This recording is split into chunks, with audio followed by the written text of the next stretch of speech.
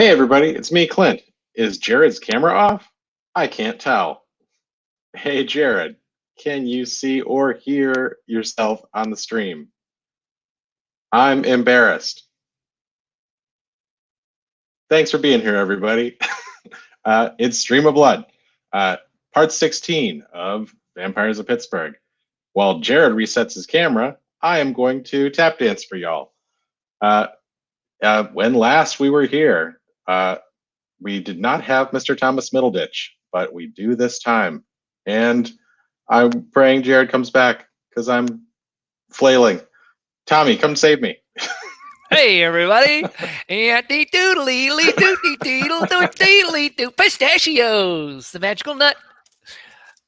Yeah, I wasn't here last time, but now I am, and I can't wait to see what tremendous adventure awaits in the confines of Pittsburgh's seedy vampire underbelly.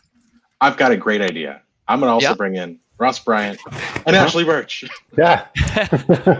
Here we are. And hey guys, we're all snacking. Trademark. Hi. Hey guys. Yeah, look, I was going to be like, hey, I'm studying for my naturalization tests. Oh. Somebody wants to be American, I see. Even though I don't have perfect time for it. Yeah, well timed.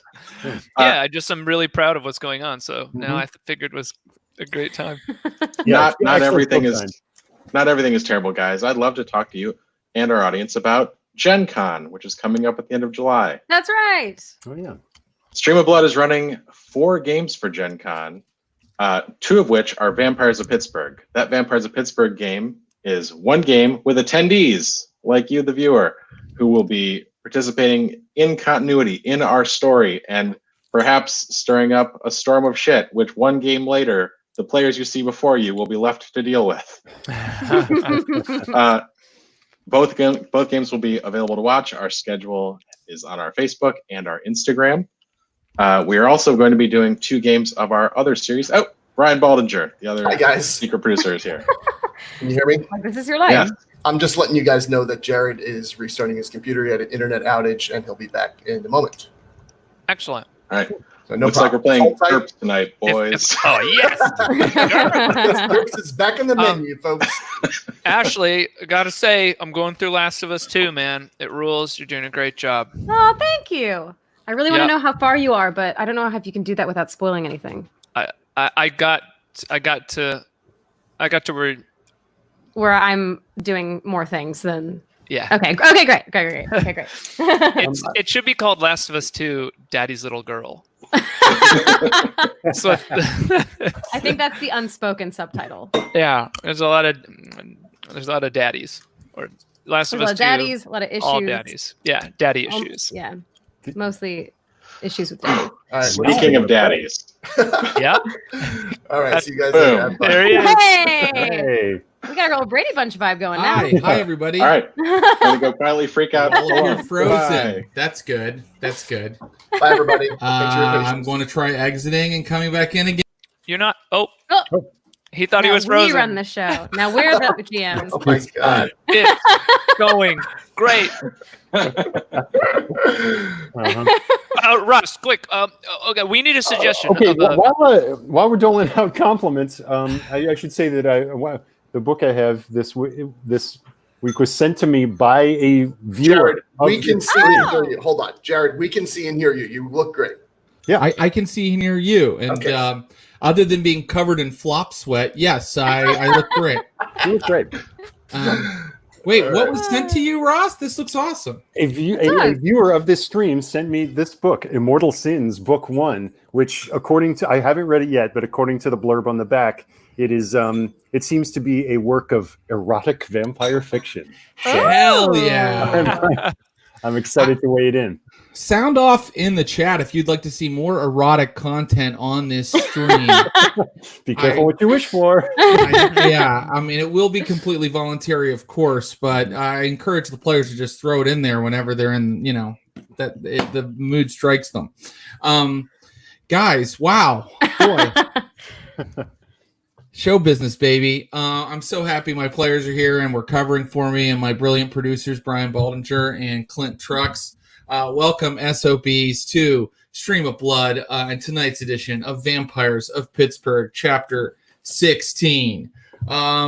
A couple things I always say is that great theme song you heard is from one of our fans. It's from Alexis Kazis Taylor, I believe is their name.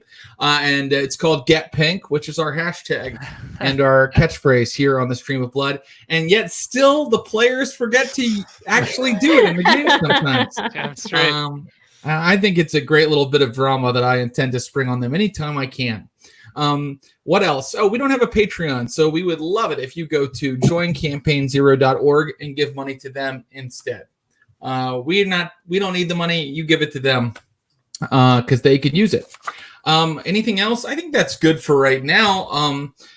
These are my players. You know them. You love them. The brilliant and talented Ashley Burch, the wonderful and handsome Ross Bryant, and then someone who's going to take the spotlight for a little bit tonight, the incredibly hilarious and charming Thomas Middleditch. Hi, guys. The hard question mark after that. Yeah, charming. I was just trying to. I'm really good at intros. I've noticed, right? It's like that was like perfectly done. You didn't see what a great job I did, Jared. Really? Oh, you already introduced them? Killed it. No, you do yours, but I mean they can compare and contrast. Okay, well, I'm just proving that I also know the names of the people that play on this game. So last week, Ashley, you and Ross, you made some huge decisions regarding the storyline of the game. That we did. We did. I don't know anything. Yeah, does Thomas know what those are? Okay, great. I don't think so. We were Great. back into quite a corner, but it's decisions have been made. I think you did what you had to do, but the really fun part is I just want to let the viewers know that Thomas knows nothing of any of these decisions, and in fact, that means he also Miles doesn't know. So why don't we travel back in time to the beginning of last week's session? And actually, Ross, if I could keep you for a second, because maybe you can help us kind of set the scene. Curtis and Miles were in the car. They had the big vamp that they had kind of captured from the UPMC Medical Center. And they were kind of arguing about where they were going to take him. I think Miles was kind of insisting that they take him to Elysium. And Curtis, you were saying maybe we should listen to this guy. He's saying he can take us to this vampire Erasmus. So that's kind of where the scene is. T.G. Cope was there as well. So I'm gonna say goodbye to Ashley for a little bit. Bye, Ashley. We'll have you back in just a little bit, and I'm gonna set this scene. So, gentlemen, let's see it. You're in the car. Maybe you're driving currently, and you're kind of arguing about what to do with this guy who's like tied up in the back. You have him tied up in the back beside T.J. Cope and the dog. Mm-hmm. Mm-hmm. All I'm saying is, take a little more time. We got to take him back to the Haven anyway. We got to find Jen before she does something stupid.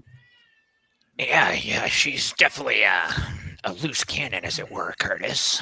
But you've just outlined the exact reasons why we need to take this freak to the prince. I mean, that's our mission. Miles, I want to let you know that right at this moment, you suddenly, upon saying her name, have this positive feeling that Adelaide is in great danger.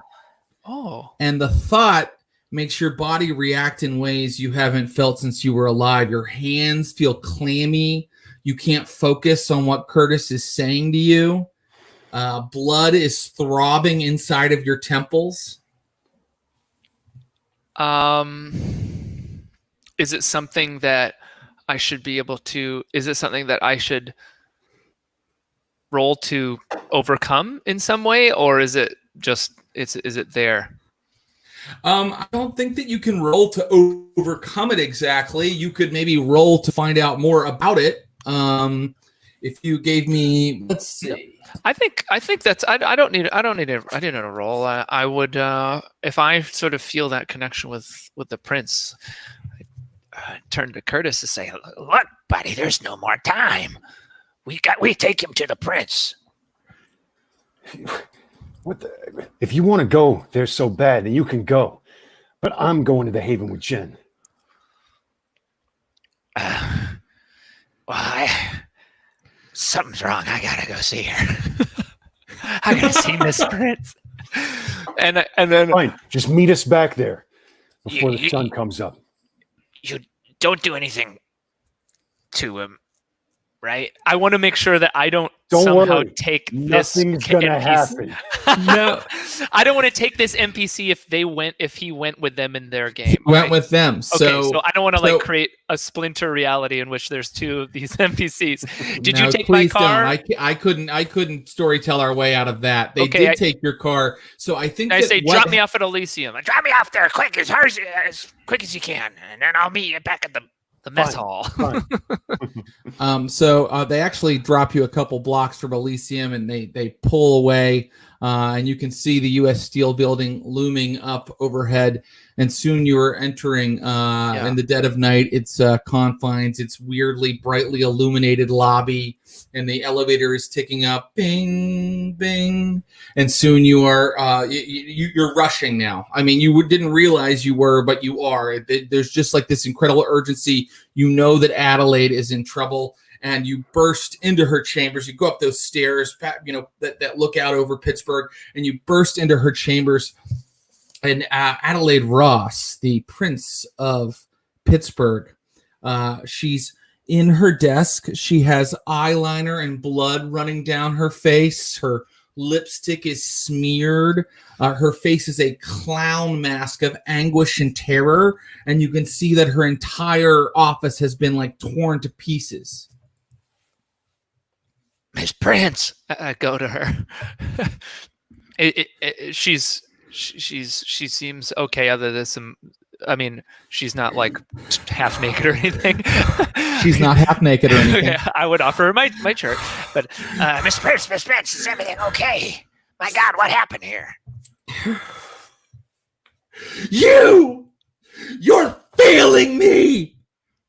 I chose you and made you mine, and you are failing me, and that can't be allowed to happen. And she knocks over a big sculpture beside her desk. It shatters and sends office supplies flying everywhere. What? You are making me look weak. Did you do this to your own office, Miss Prince? Why haven't you found the Anarchs yet? Why haven't you? I come here actually to give you some good news, and I found some big fella in a hospital that knows where this Erasmus guy is. You found him. Good. Who is he? What's his plan? What is their plan? I have to know. can I roll? Oof, not my strongest skill, but can I roll insight or something to see if she's on fucking blood cocaine or something like that? Yeah, you may. You can roll, I think, a wits plus insight roll. Yeah. All right.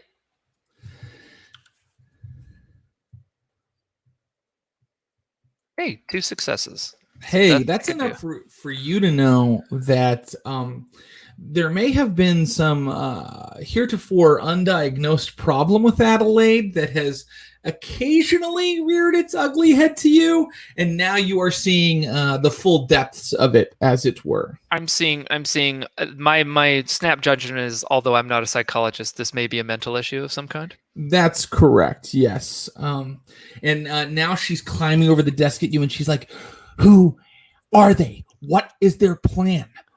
What are they doing? We don't have all the right pieces to the puzzle just yet. And I actually go to the entrance and sort of like make sure it's closed and lock the door and just say, we don't want anybody else seeing you like this, Miss Prince. Can Like I offer what?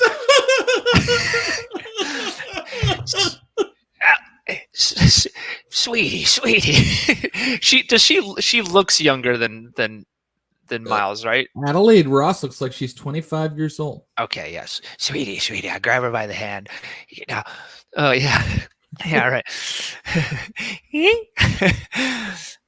I got some work done. Just take a minute. I'd say take a breath, but we all know that's useless for us now. we've got a lead. I'm working on it. Okay, I'm working on it. You got to give me time. People are watching me, Miles. A lot of eyes are on me. The Camarilla, New York is watching. Philadelphia is watching. The Archon will be here in a few nights. I can't look. I mean,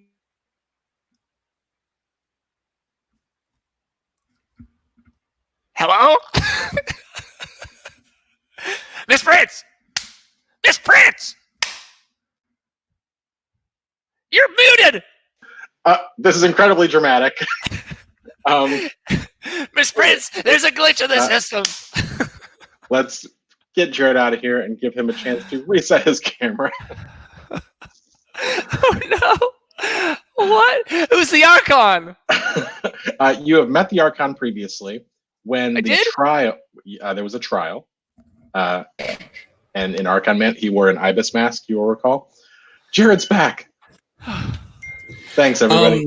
Not sure what's going on with my electricity in Highland Park right now, but I'm glad that it stopped me from going into the full depths of that role. It was really starting to take me over. Yeah, it is great. Yeah, thank you. Okay, let's keep going. And guys, it's going to be another unpredictable stream of blood tonight. Here we go. Yeah, you're coming in at a cool 120 by 80 resolution. Yeah, exactly. Yeah. Okay, so what do you think? How are you going to react to this? What are you going to tell her? Let's see. So I say, well, now look. There's some things we can do and some things we can't do, okay? I mean, you are going to have the burden of pressure. You are the prince now, Miss Prince. but I'm going to do what I can. I'm going to do exactly what I can to help lighten the load. Just give me a couple days to talk to this new lead. Where is this lead? Where is this prisoner you found? Where is he? He's with us. He's with my team. I'm working for you, Miss Prince. I don't know. I can't believe I'm going to say this, but I love you. Sorry. She pulls you in close, and she's like, "I love you too. That's why it's going to hurt me so much if I have to destroy you." You won't. I won't disappoint you, Miss Prince. I won't. Miles, do I remind you of your wife or your daughter? More of a daughter, I suppose. Of course. Miles, you have to make me trust you right now. You have to make me trust you. You have to. You've got to let me know that this is going to work out. And I think to do that, you're going to need to make a roll. It's going to have to be charisma plus subterfuge or charisma plus persuade. You've got to make her trust you right now. Now, here's the thing. You're going to need 3 successes because she's in a very bad place right now. And if you fail, you can tell she's going to do something rash. If you succeed, she might help you. She might give you resources or something you need. Okay. All right. So what is your charisma, or what are you going to roll? What do you think you're going to use? Charisma plus persuade, charisma plus subterfuge.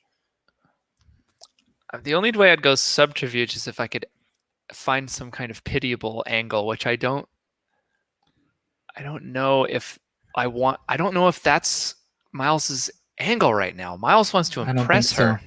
Yeah, she's like asking him to be strong. Yeah. That's what she wants. Yeah.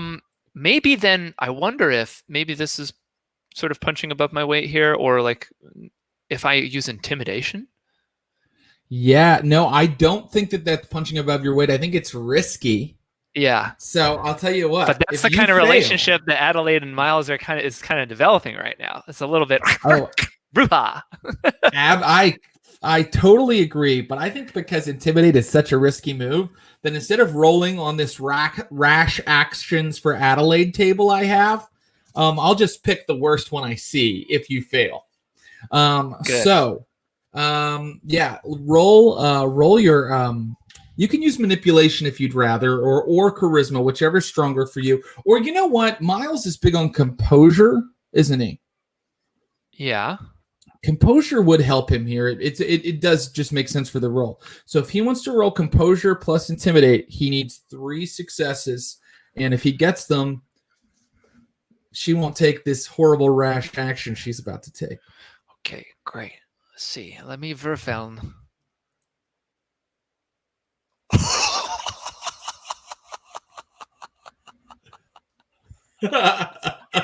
What happened? It's a total failure. Hold on, Total failure. Like complete, Okay. not one success. But hold on though. Wait, I might want to use a willpower.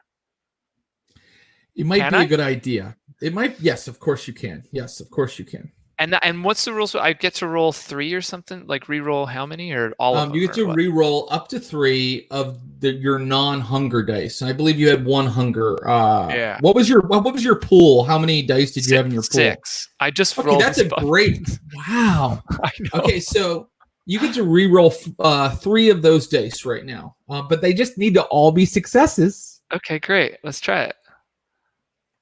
Again, a total failure. It's not meant to be. I lash out. I get all fucking angry and brouhaha out. And Damn it, Miss Prince! You gotta trust me.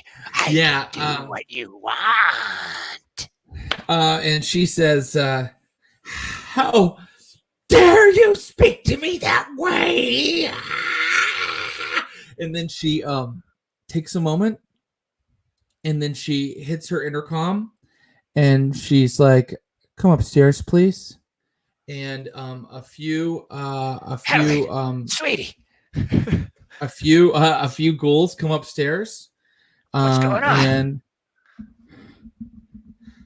no, wait, you're right. You're right. It's not time to put you in the box. It's you could still be useful. Yes, yes, I know what to do. I know what to do. Look into my eyes, Miles. Look into my eyes. You are going to put me in the box? I'm strong. I can lead Pittsburgh. I am not going to fail. And then something weird starts to happen. You start to fall deep into her gaze. And you need to roll your intelligence plus resolve for me. And let me know how many dice you have in that pool before you do. She's trying to make you forget something. I have 7 in that pool. 7. Okay, that's a good pool. Roll your intelligence plus resolve. She's trying to do something to you with her gaze right now.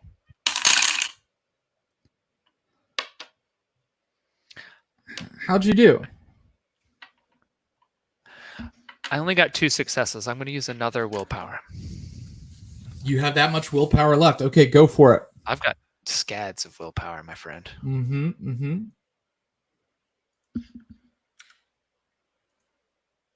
Nice. So I got a total of 4 successes.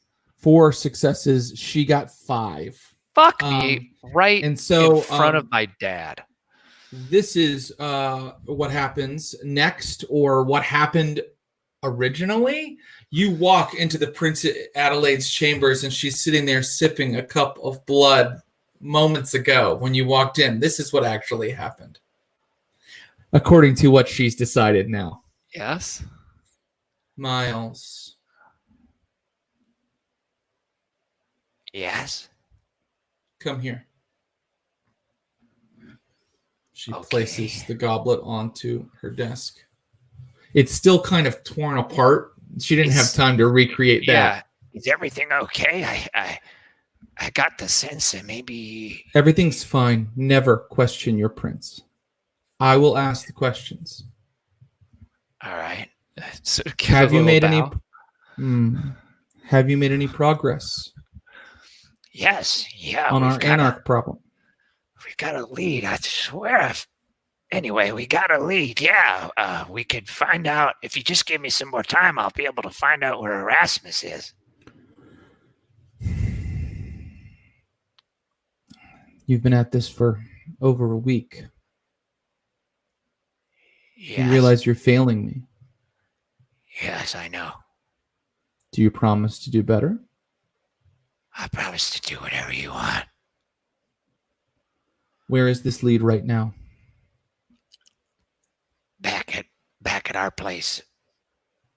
At the house.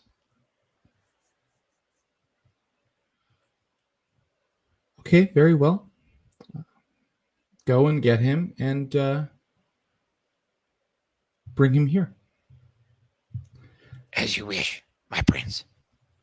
So I just want to be clear that this is what Miles remembers happening now. He doesn't remember the entire previous scene. Right. Okay. Okay. And as it's My mind-blowing. It's totally twisted. Hey, Thomas, remember what to remember, but don't forget the things that you forgot already. It's true. All it's right. True. Your connection or something is a bit delayed. I don't know if that is like I'll hear you and then your video will go. Okay, it's been a great night for technology. Here's what I want you to do. I want you to give Miles his internal monologue as he travels to his haven, and I'll be back in 2 minutes. Oh, boy. This Prince sure is one fine woman. So composed. So beautiful. She not only reminds me of my daughter, but somehow also my wife. It's a complicated mix of emotions. Either way, I love her, and I'll do anything for her. She's my new family. I loved it. How do I sound now? Perfect. Okay, great. You return to your haven, and nobody is there. And although no one's there. And although there are hours before dawn, you are cognizant of the fact that they are quickly ticking away. Not even the big boy is there? The big boy is not there. Curtis did not take this guy to the haven. Son of a bitch! Yeah. My friends are liars. Yeah, they're lying to you. I would like to quickly run around the apartment, see if I can find anything, any clues, or even if some indication that they even came here in the first place. Great.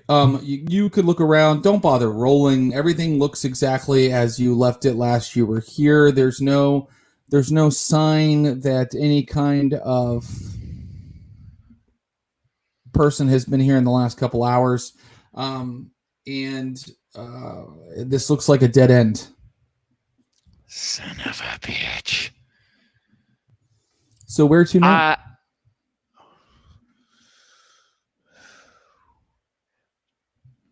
I gotta the hold door on. to your haven. Yeah, no problem. But while you're thinking, the door to your haven opens. Turn around. What is this? Who is this? A man walks in. Oh wait, no, he's not pink. He's a kindred. He's dressed in kind of like a white suit, an open shirt down to his, it's open down to his like middle of his chest. He's got like slick black blonde hair. He looks like a married divorcee in his mid-40s, but he is kindred, and you recognize him. He's one of the bigwigs from the council, as you call it. I'm sorry, it's a private residence. Yeah, I know who you are. I'm Auberger, the Malkavian Primogen. Right, I think I remember you from some time ago. Yes. Well, Adelaide, who, of course, is the leader of my clan, has sent me to help you. She's help me or keep an eye on me. Sure. However you want to rationalize it in your head, but I don't see anybody here. So what's this lead you were talking about? Well, he's gone. I'm just still trying to figure it out, and I'm sure my friends have some kind of good reason as to why he's not here. I'm not inclined to immediately think the worst. Miles, you shouldn't lie to Adelaide. I'm not. Because she'll know. Are you here to help or give me a goddamn hard time? Get out of here, disco dickhead. You look like a goddamn freak. Stupid ass white suit. I All right, throw well- an ashtray at him. Okay. He like kind of dodges the ashtray and just shakes his head sadly Scram! at you. And Give me a headache. luckily, I can help you. That's why yeah. Adelaide sent me. Well, if you got any goddamn clues to where they took... Wait a second. You don't think they went to... Pause. Thomas question. Yeah.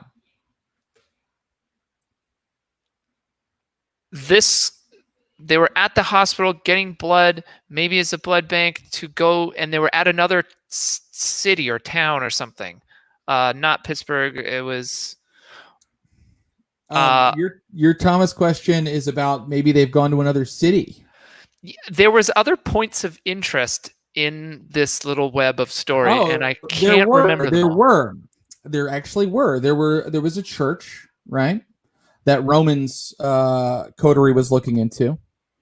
Right. You remember Roman, the Nosferatu? Yes. Who leads his Yeah. own Hey, coterie? cool guy. Of course, my horse. That guy. Yes, of course, my horse. And then there was also the Lara, who was a Toreador. Her coterie was looking into Erasmus, trying to set up a meeting with him or find out who he is. You didn't learn a lot about those two groups, but you could probably learn more about them or even try to get in touch with them via Elysium. But right now, Auberger is here, and he's like, yeah, Cope said you were an asshole. I don't care. This asshole's closer to the prince than you'll ever be, bud. And I just got here. Now listen, you heard any news from... And I relay those names that you said.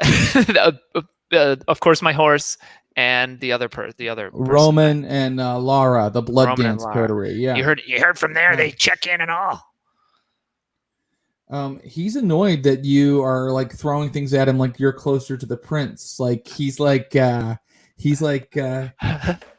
super annoyed by that, and you can see him like kind of like controlling his beast for a second and putting it down. Although when he puts his beast down, it's not as scary as when Curtis does. It's kind of like okay. And you see his eyes kind of glow for a second, and then he's like, no, look, we're going to do this the easy way. I have a connection to Cope. He's with them, right? He hasn't checked in a while.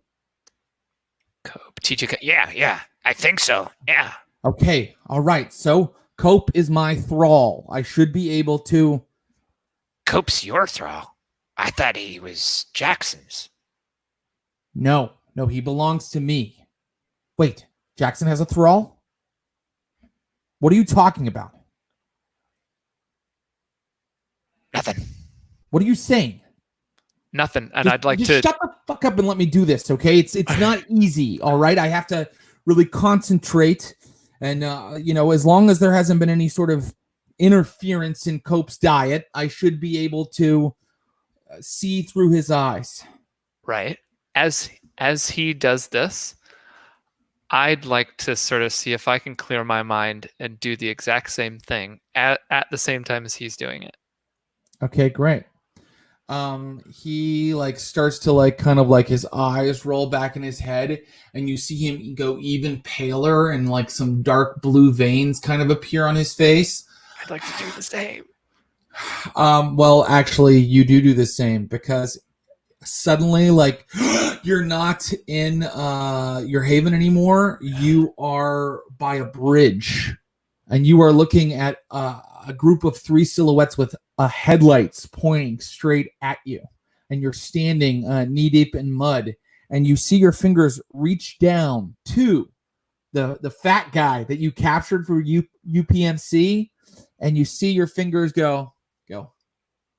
They go into your mouth, right?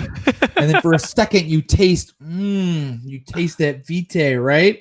Uh-huh. And then all of a sudden you hear a voice go, "Kill TJ Cope."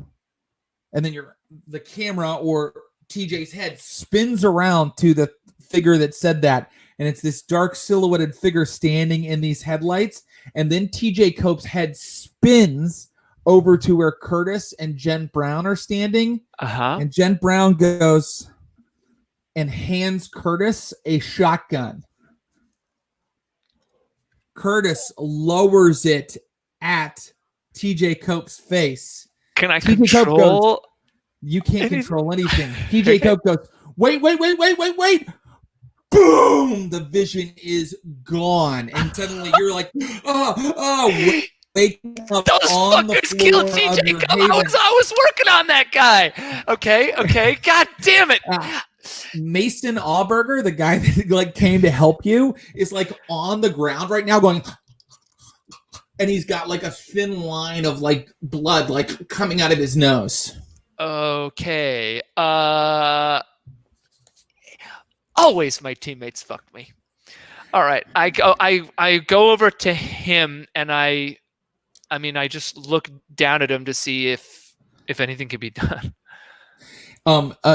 He has stopped shaking. It's not like an epileptic fit. He's not alive, but his eyes continue to be rolled back in his head. Okay, in the memory of what I just saw, could I identify the bridge?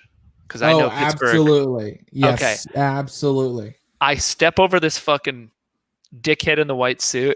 Do not wake him and bring him with me in any capacity, and head and make my way to that bridge. And I run full tilt I guess running, unless they've left.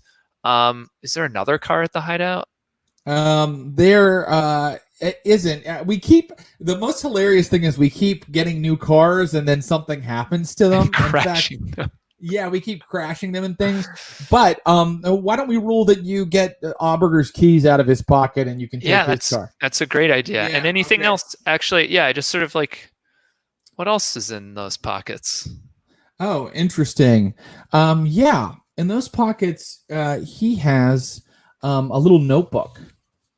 And in that notebook, you find something interesting. You find a little list of churches.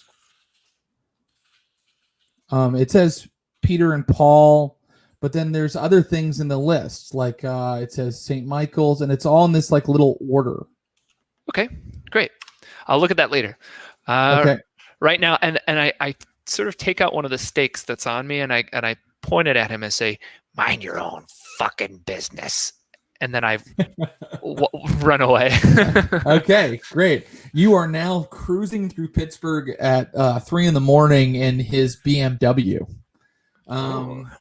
Yeah, and you eventually come to the bridge. You know it very well. It's in a bad part of like the Hill District, and it's near the river, the Ohio, I think, the dock where you had your last kind of solo session. And so you look under that bridge and you're kind of parked near it. You could drive, you can see where you could drive your car down almost like into the mud, like under it, or you can get out up here on the street and kind of walk down there. What would you like to do? Was my vision of this sort of TJ, when I warged into TJ, was I on top of the bridge or under it? You were under it. Like it was kind of in this like it was very dark down there where like nobody from the street could see. Well, I wouldn't want to. I won't park on top of the bridge and like block that way. I will get across to the other side and sort of pull off the road and stop the car, get out, and sneak on down because I don't know if the action's still around. Okay, great. I think that works. And while you're down there, you're kind of looking for clues, right? You're kind of looking for I'm looking for tell you anything, where they've gone, or like a dead body, or a bunch of blood, or like footprints and scuffles in the mud, or any of my friends if they're still there. Yeah, well, you find all of that. You find all of like the big tire tracks leading up out of the area where like you remember those headlights shining on TJ Cope, and you find blood, but it's already kind of washed away from where there was scuffling in the mud, and it looks like bodies were dragged. But in fact, right now, if you'd like, you can make a intelligence plus investigation roll. All right. Got to turn this cold rolling streak around here. One success. One success. You're not sure why, but you're certain that you are being like watched. There's just something that's giving you this weird feeling. You know, you're looking at the blood that's in, you know, and it's mixed with mud here. I mean, there's like one really big blood stain. You're looking at the tire tracks leading up out of here. But like you just have this feeling like someone is watching you. All right.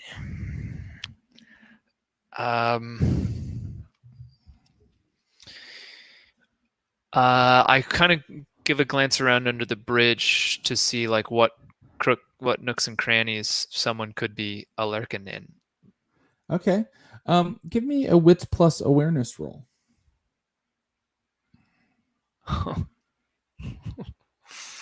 All right. Oh, great. A messy critical. A messy critical. Okay. So this is actually great. You spy a man curled up under like a bunch of rags, like in the darkest part of the bridge. And his eyes are on you like this. Like, and when you look at him, he is pink. He's not kindred. He is pink. And he looks like he's been living outside a long time. If I score a messy critical, could I say that if I spot him, I don't let on that I spotted him kind of? Actually, a messy critical means you do something messy. What you've just described is doing something subtle. So I think that you immediately pounce on this guy. Yeah, I was something messy. Yeah. Okay, the messy version of it is just I look at him dead in the eyes and I like bolt full tilt to him. And he pounce on him. Raises his hand and you suddenly have him like lifted up off the ground, like yeah. What did you see? They're not hockey pants. Where's the Joker?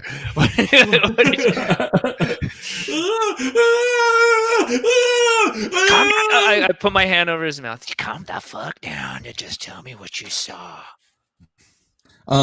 You have scared him so much that he might just pass out from fear. I mean, like you literally with your potence like leapt across like 40 feet of distance in like 3 bounds and then had him in the air. He's not a little guy. He's like a big, old man. So you need to now give me a roll. If you get this roll, you will get information from him that you need. If you fail it, he's just going to like pass out from fear right now because, he's had a little to drink and right.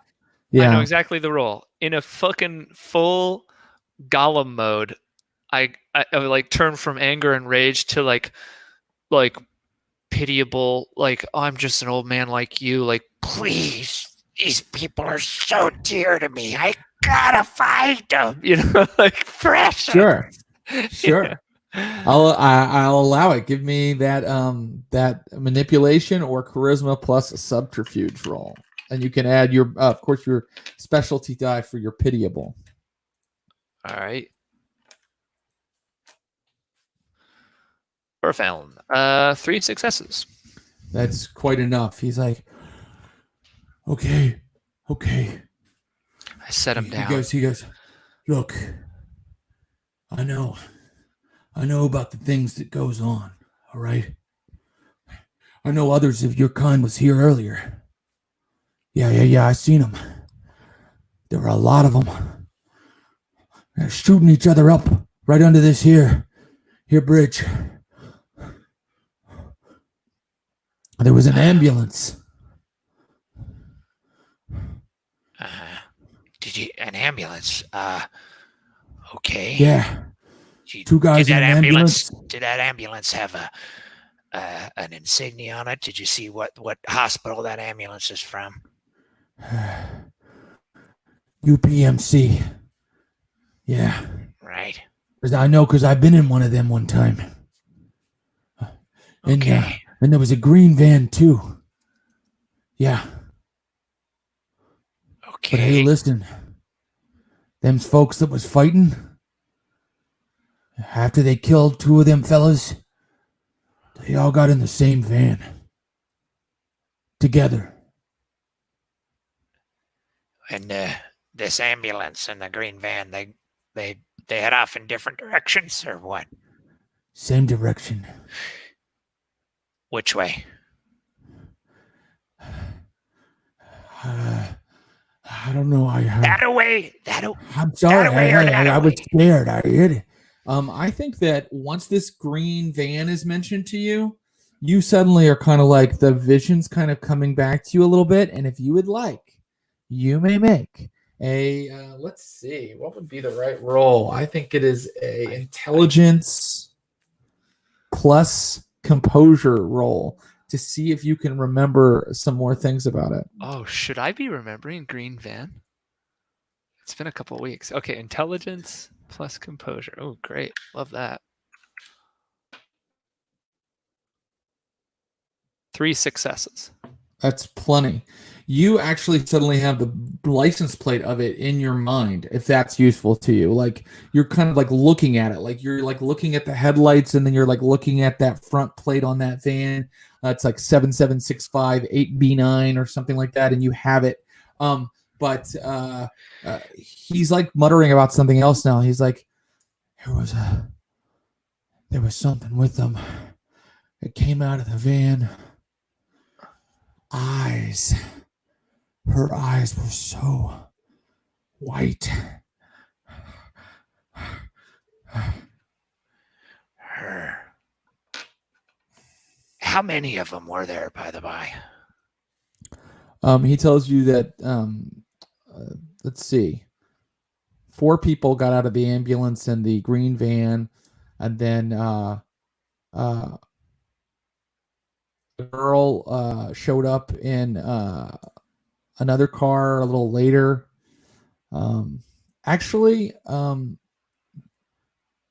Yeah. Okay. He's unsure. Yeah, fair enough. I already kind of know that through the vision. So I can confirm that basically Jen and Curtis, Big Boy, and TJ were all there, and then in addition to that, there's this like mysterious woman. That's right. And none of them arrived in my car. So clearly there was like a whole thing even between the hideout and this, where they've changed cars and all kinds of crazy stuff. Or if that confuses things, whatever. I don't know. No, it doesn't confuse things. I think that when you look around a little bit longer, you find your car. Interesting. It's like up on the street, and by the way, it's like filled with blood. Like the back seat is just like filled with blood. Well, before I go up there, though, okay. Gameplay question: how does one regain? What are the ways to regain willpower? Yeah, is it by feeding, by any chance? You're an evil person. I'm Bruja, baby. Yeah, healing willpower. You get 1 for free at the start of each session. Okay. But you have to act to further your desire. Okay. And it's not by slurping. It's not by slurping. Nope. All right, then he shall live. Yeah. I mean, Miles' desire is to take down the powers that. Well, maybe it's not his immediate desire. I don't know what his immediate desire is, but has he thwarted it? I almost tend to think he's been kind of moving away from it a little bit. Yeah, Miles' desires are changing rapidly. They changed monumentously when he became a mind slave of the prince. Sure. Not in more ways than one now. Yeah.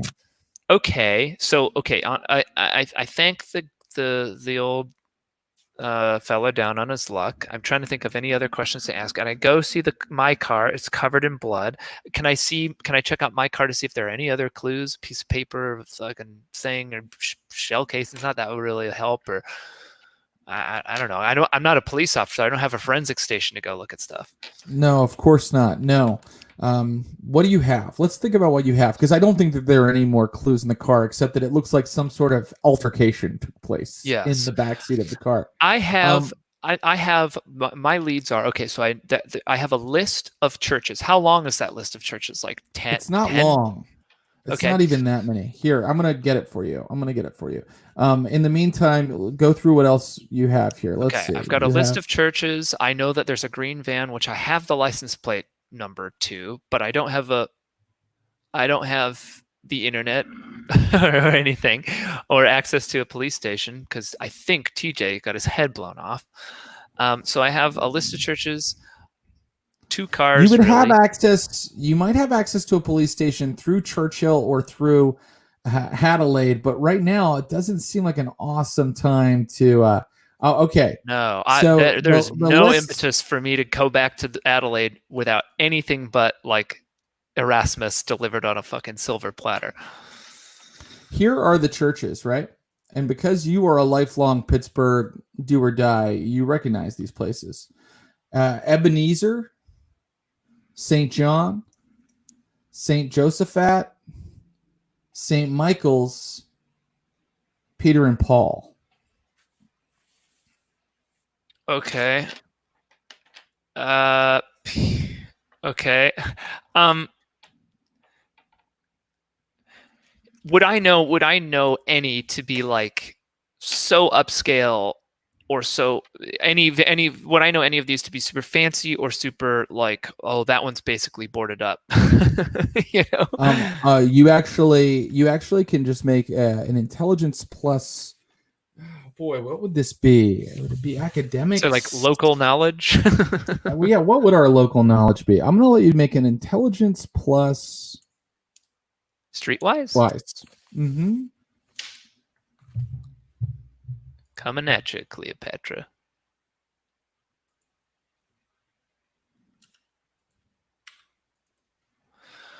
Two successes is enough for you to know that they're all abandoned. This is a list of Pittsburgh's abandoned churches. Right. And now I must tell you that dawn is fast approaching. All right. Well, shit. Fast approaching. I definitely lock up my car, my actual car. Mm-hmm. Or no, wait. That's not true. I put fucking, what's his name? Augermaster? Auberger. Auberger's. I put Auberger's keys on like the top of the front tire, like valet style, and I get in my car and drive back to the hideout, because I don't want my car with blood stains all over it to be out in public, right? I'm maintaining the Masquerade. And you do that, and you get back. I mean, like, as you are arriving, you can see that the sky is going from black to like blue. Yeah, you're sweating beads of blood, and you just get in and shut the door tight, as you can feel like energy leaving your body.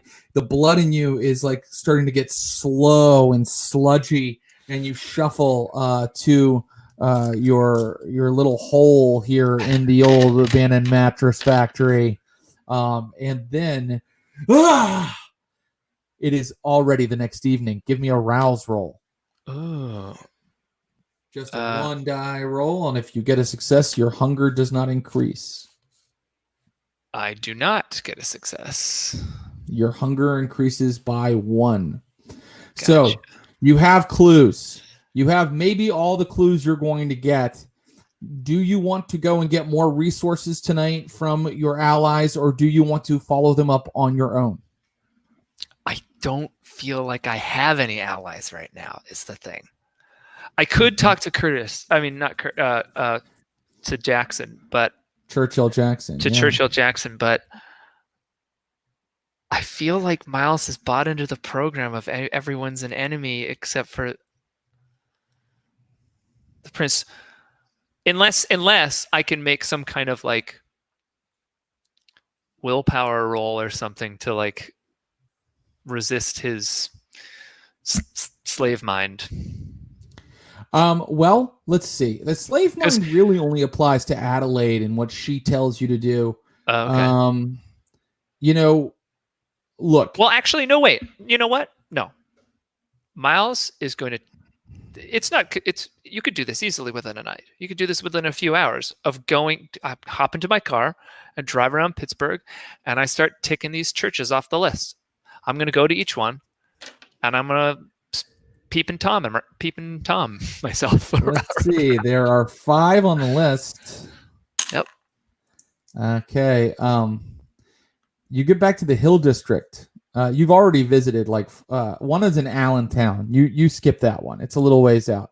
Okay. You drive for hours. Let's see. You drive for... It doesn't take you that long. 3 hours. 3 hours. So it's getting on to it's past 10 right now. Mm-hmm. And you arrive finally at a church, St. Michael's, and you see a lot of activity in front of it. And I'd like for you to make a Wits plus investigation roll, and you need 2 successes. Wits. Oof. I'm not the best investigator, I tell you that much. Hey, wow. 2 successes. And both of them were hunger dice, so that's good. Just like a good investigator, or maybe just a paranoid old coot, you decide instead of getting out and looking closer on foot to just kind of drive around it a little bit. And it's way up on a hill. But when you drive around on the side street, you see that there is a parking lot connected. It's like a dirt lot here in the middle of Pittsburgh.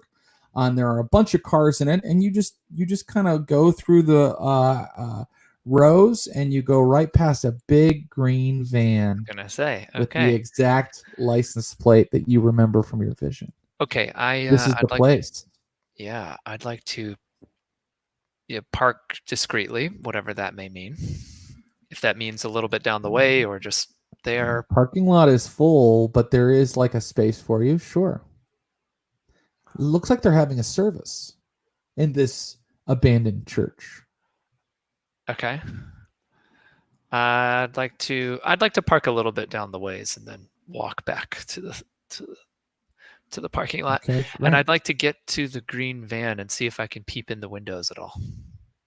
Okay. Looking in the windows, you see that it's just like an old panel van. The kind that don't really have, it's not like a minivan or something. It's when you look into the back, you could see that there are kind of like benches set up on either side where people could sit. It could move, quite a few people at once.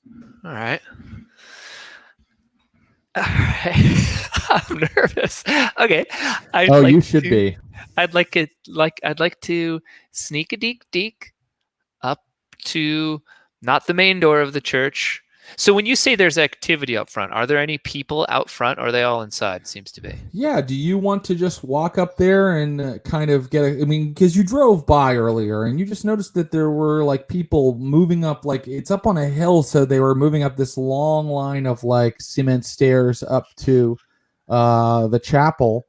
Do you want to get out and take a look? Are you doing this quietly, stealthily? In my mind, yes. I'm on foot. In the sense, because I parked my car down the street a little bit, if possible, and okay. I'm on foot, sneaking max level.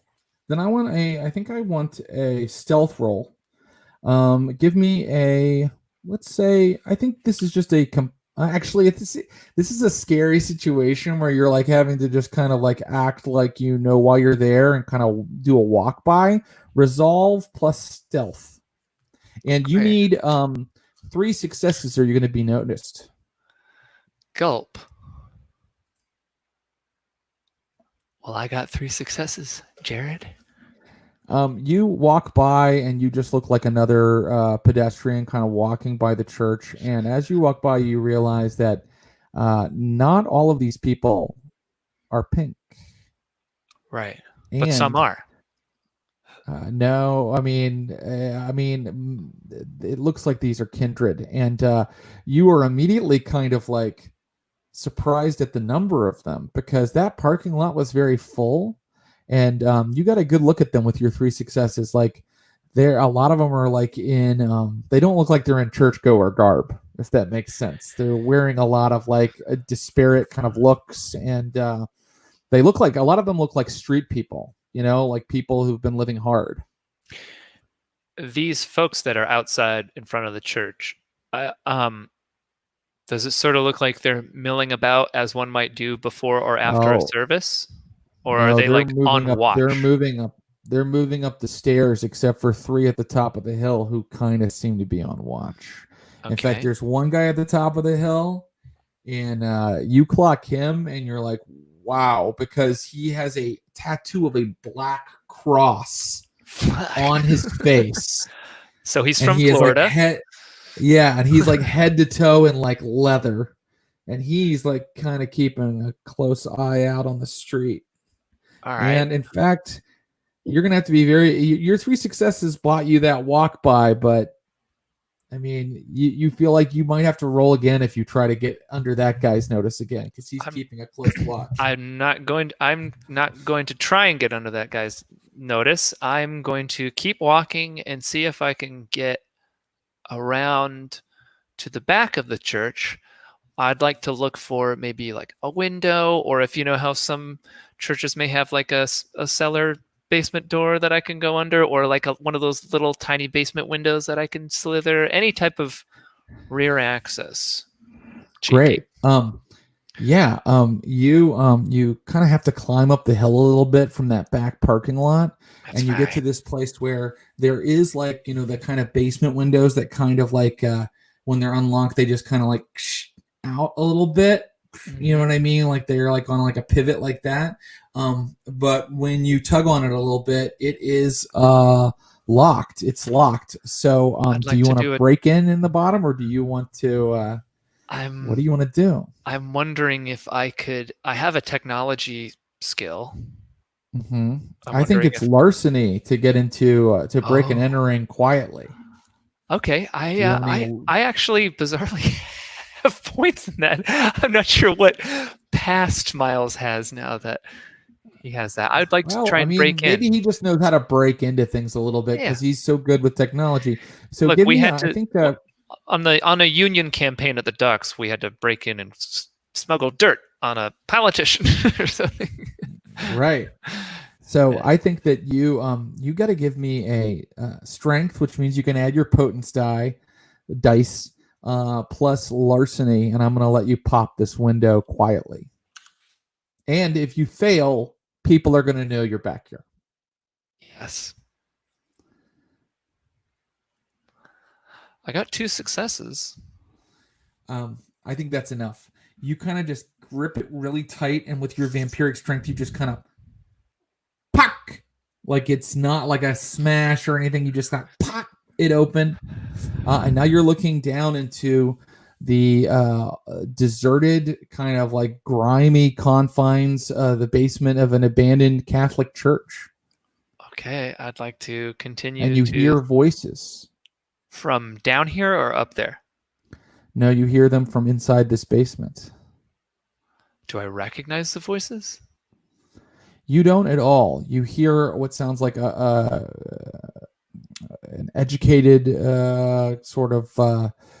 It sounds a little bit like an educated tone to a voice, like saying, like, "I understand that, but you have to. This is not about."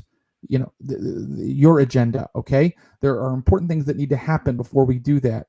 And then you hear a voice, a female voice, and it sounds old, very old. And it says, "The beast is the angel inside of you. Listen to the angel. The beast knows what you really want."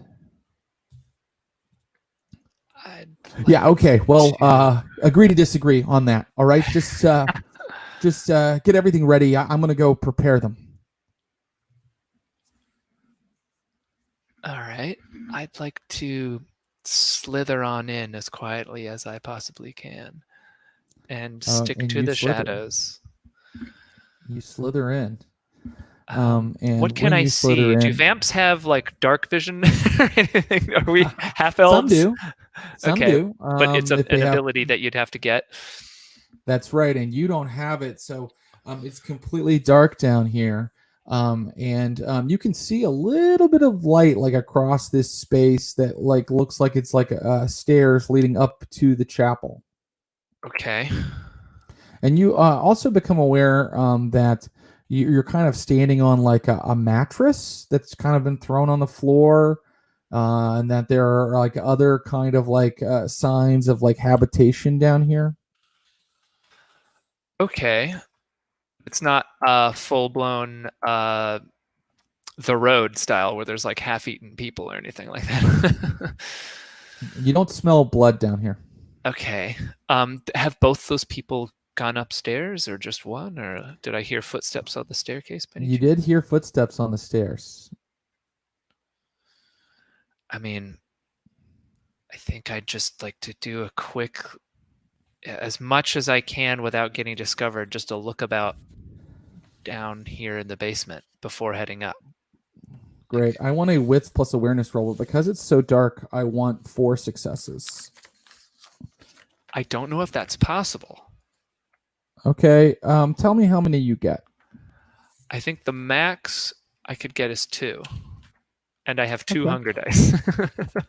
Oh, okay. Well, let's see what happens. Total failure.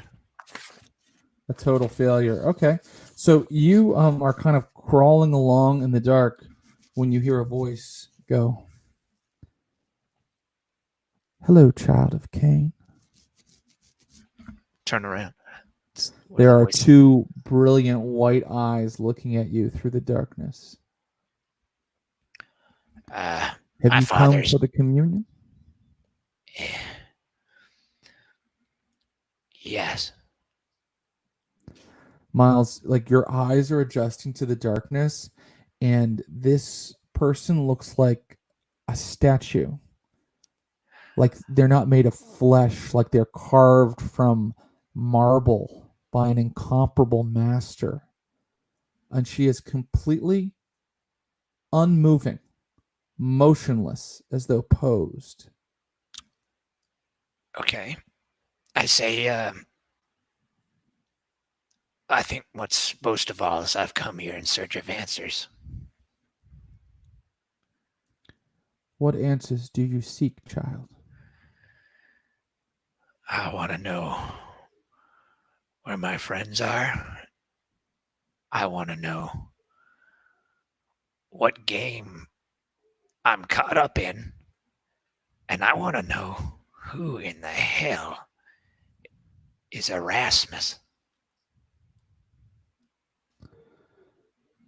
She moves toward you, and it's like you don't see her move between the intervening space. Like suddenly her face is like near yours. God damn it. And she's like, "You're asking the wrong questions. But I can take you to your friends. Yeah, I'd like Come that. with me." All right. And then suddenly she's looking at you from the base of the stairs. All right, I cautiously follow her, I think. She motions for you to go up first. I do. And you look back and she's not following you. But you kind of come out into this like kind of backstage kind of area of the the apse of the church. It's like it looks like a little corridor, and there's like what used to be an office, but it's completely ruined. There's nothing in there but like trashed, soiled, wet furniture and things like that, broken chairs. But you hear many voices coming from down the corridor. Many voices. All just talking, conversation. Sounds like a crowd before a show. How many directions can I go at this point? Back down the stairs or forward down this sort of like or you could corridor toward the stage? Zip into this little. You could zip into this like little office area. There also looks to be like some other kind of door to your left. You could kind of go look in there and see what's in there? Are any of these doors open? Like, can I just have a quick glance in? Because I feel like if I start like sneaking around now, she's gonna fucking know, and then Yeah, then I might as well like have brought a machine gun and started shooting. Okay, so yeah, you go into one. You want to go into the door on the left? You want to go into the old like ruined office? Or she was gesturing for me to like continue on right down the. to go upstairs. Yeah, I go upstairs. Okay. And you did, and now you're in this little corridor. So all right, yeah, I would like to poke my head in the office building. Okay, you go into the little office room, and it is, as I said, it's just like a ruined kind of office with like smashed furniture. I mean, it looks like water has leaked into here. There's big black messy stains on the walls, and there's a window. So if you wanted to, you could get out, but you'd be kind of like falling down the hill. I mean, unless you like used your agility or whatnot. All right, I'm not gonna use that just yet. So I head back in. I maybe poke my head in the other door before this main area that I hear. Okay. So you poke your head into the other door, and you can see that there is some light coming from the inside, and you see maybe give it a listen before I open it. Then yeah, if I see light. Sure. Yeah. You see. You give it a listen, and you don't really hear anything, but you hear someone moving around in there. I'll try the handle. Is it open? Yeah, you can push it open, and you see the back of someone, and right away you can tell that they move like a kindred because they don't have the same kind of movement of breath and everything. Long kind of auburn hair, kind of like a suit jacket and jeans, and is tapping on a smartphone. And in front of him is a big urn, like a big clay urn with like old, like maybe Sumerian writing or something on it, like sitting in front of him.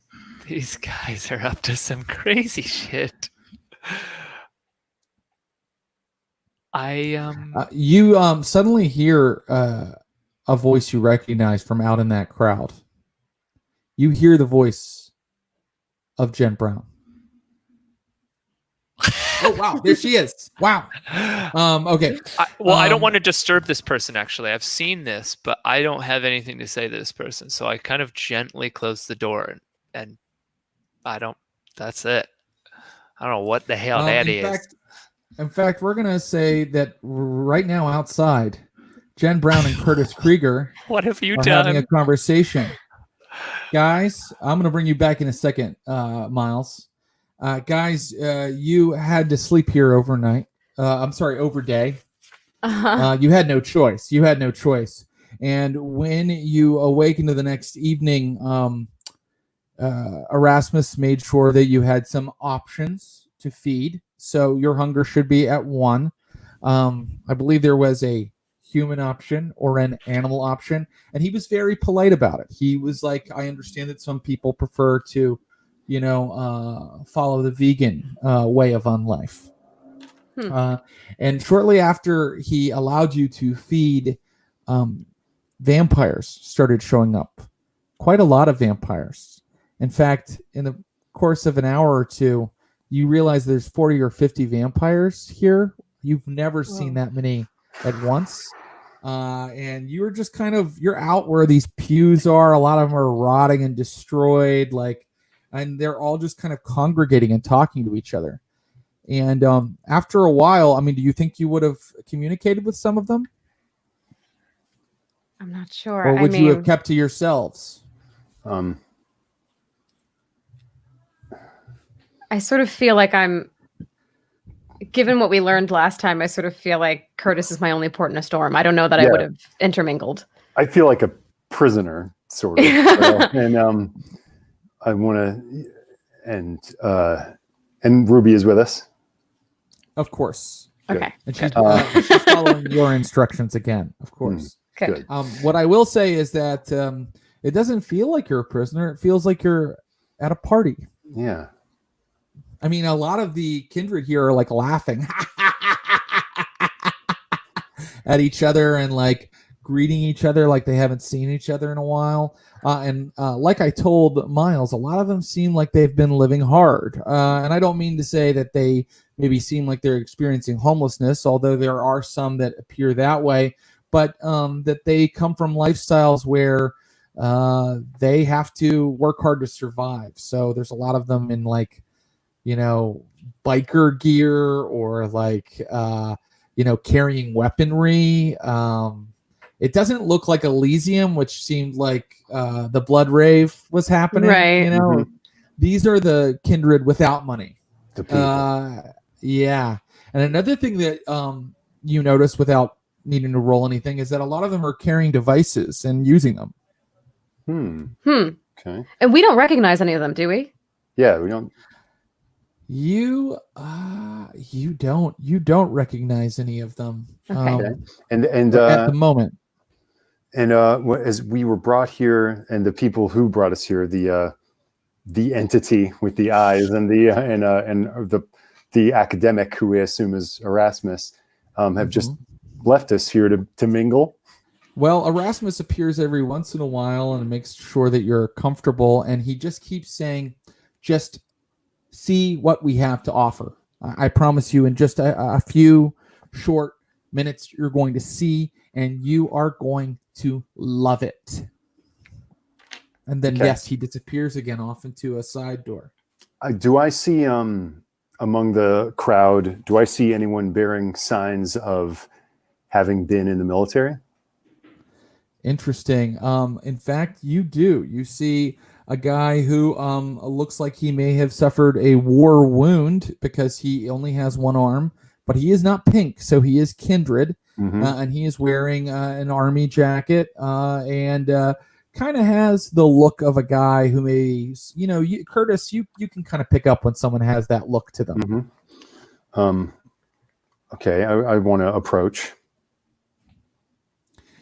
He's kind of like talking to some people, and he's like, we just go in and we just take it. We take what we want, and we just like, you know, we don't let their feelings affect us anymore.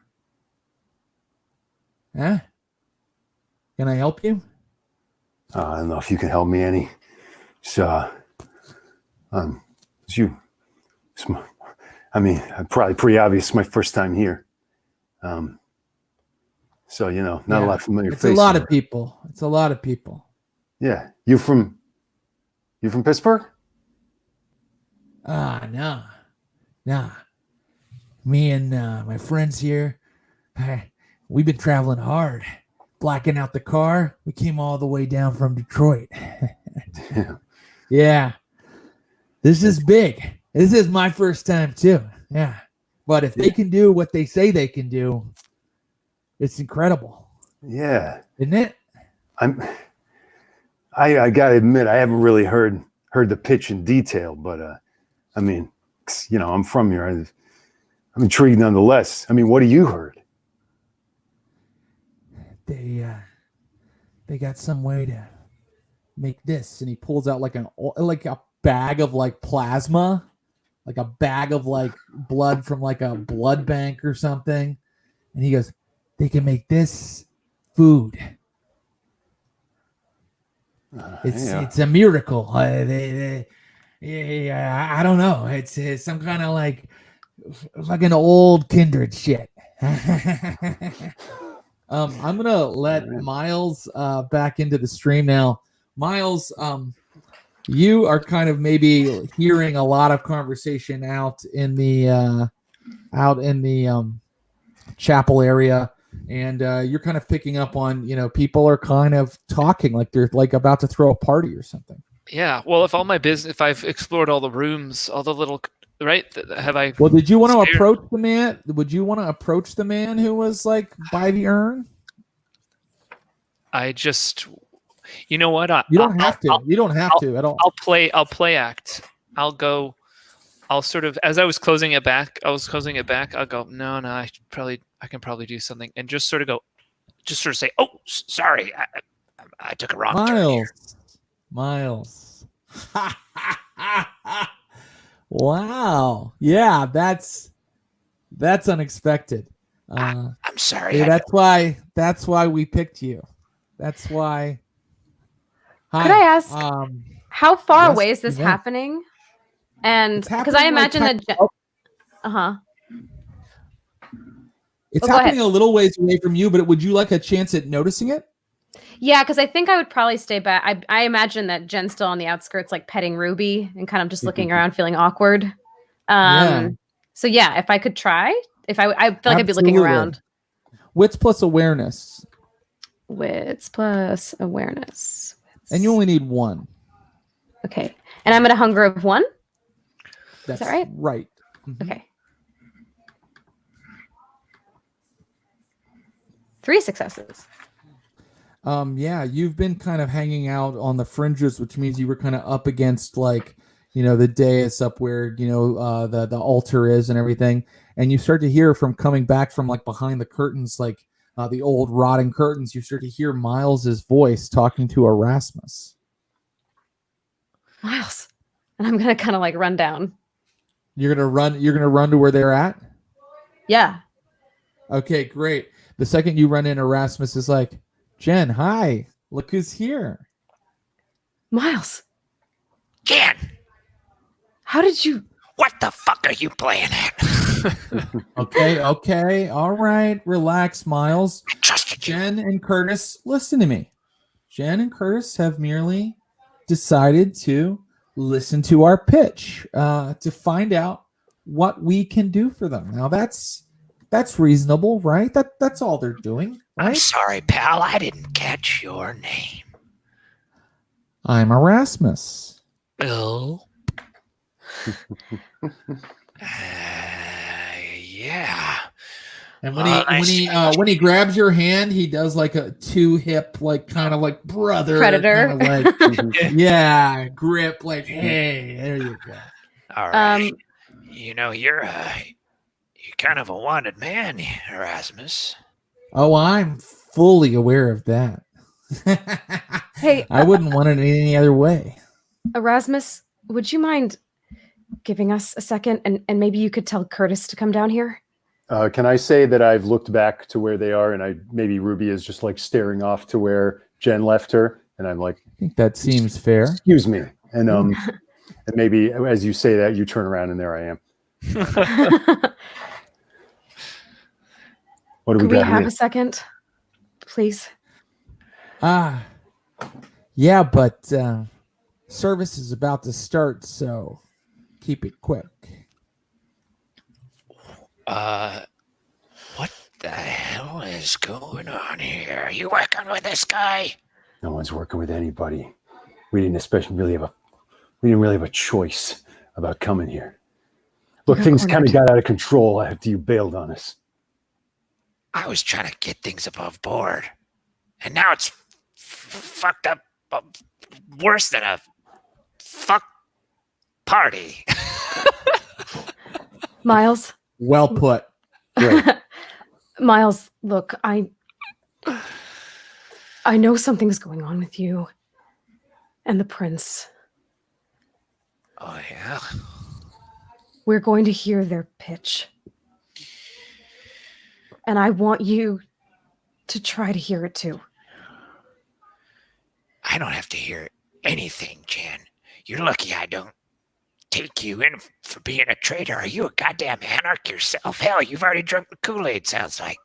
What? You talk Drinking the about drinking Kool-Aid? You're the drunkest on the Kool-Aid. Everybody. What are you talking about? They made us who we are. We have these powers, this strength because of them, because of the prince. For Because what? of the prince? So they can use us like pawns on every little fucking mission that comes over their desk. We're no better than slaves to them, Miles. It's just like before, except now we're fucking dead. It's still the same old hustle, man. It's a fucking man pushing us around. The man, I hate that. You think it's going to be different with these guys? I don't know. Just because he gives you a cool handshake, He's gonna let you do whatever the hell you want. Listen, that handshake was awesome. Like, that's not why I'm here, okay? They got something tells me. I mean, if we break out right now, some shit's gonna go down. They have some powerful stuff going on. I don't really understand. Look, I don't know, Miles. I don't know if it's going to be any better, but I know what it's like over there.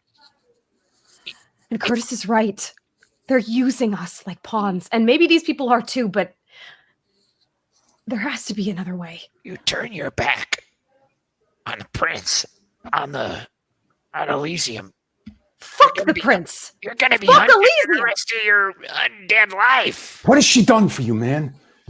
How did she get in your head? She made me more stronger than I've ever been. Miles, it was supposed to be about the three of us. I don't even know you two. God damn it. You're all straight. You don't know the prince. I know that I love her. That's So when. That's when you suddenly become aware that the statue-like woman is just standing near all of you. Oh, yeah. And she looks into all of your eyes and says, "So much pain. But the beast is an angel inside of you that will tell you where to go." And then Erasmus walks up and is like, okay, you guys are our guests of honor, but I'm afraid the show's about to start. So if you could just, Yeah. join the others. Miles? I say nothing. I follow them, and my eyes are on the lookout for a way out of here. Miles, I want to be clear about where your head is at, because Adelaide did want to know who these people were and what their plan was. So in a way, you are following her instructions, but that Adelaide would also want these traitors punished or taken care of in some way. So what is Miles thinking right now as he silently goes to the audience? His thinking is to not make some rash decision, to just sort of see a little bit further down this rabbit hole, also know exactly how to escape. I think Miles is considering Jen and Curtis a lost cause. Thomas, the player, is maybe looking for that thing that could potentially wake Miles out of the thing. But right now, Miles is like, all right, Jen's an enemy, Curtis is an enemy, all these people are enemies, and I can't wait to tell the prince so we can come here with the fucking vampire army and burn you all at the stake. So actually, before we go in, could I don't know if I could do this without making Miles suspicious, but I kind of want to have an aside with Curtis. Like a quick one. Okay, I think that you can do this if you give me a subterfuge roll. Because I've got my eye on you, Jen Brown. Oh, I know you. Yeah. So give me a quick composure plus subterfuge, and you can have your aside with Curtis. It's not gonna go my way. I can tell. You need 2 successes, or we might even make Miles roll. No, just give me 2 successes. I got 1 success. It's not enough. So Miles, you hear this, but Jen Brown thinks that you don't. No, fuck. What are we gonna do about him? There's not much we can do now. Just keep an eye on him. Can we get him back? If he does something crazy, he's gonna get himself killed. I hope we can. Okay. I mean, if that thing, whatever it is, could mess with Ruby's mind, what's to say it couldn't do that to any of our minds? I don't know, man. I don't know. Okay. Let's just keep an eye on him.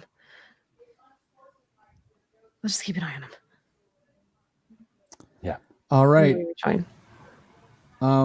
You're standing out in the crowd, and people start just cheering, burn it down. Yeah, fuck yeah. They're like throwing old cans at the stage, but it's like celebration. They're not like jeering. They're like getting ready.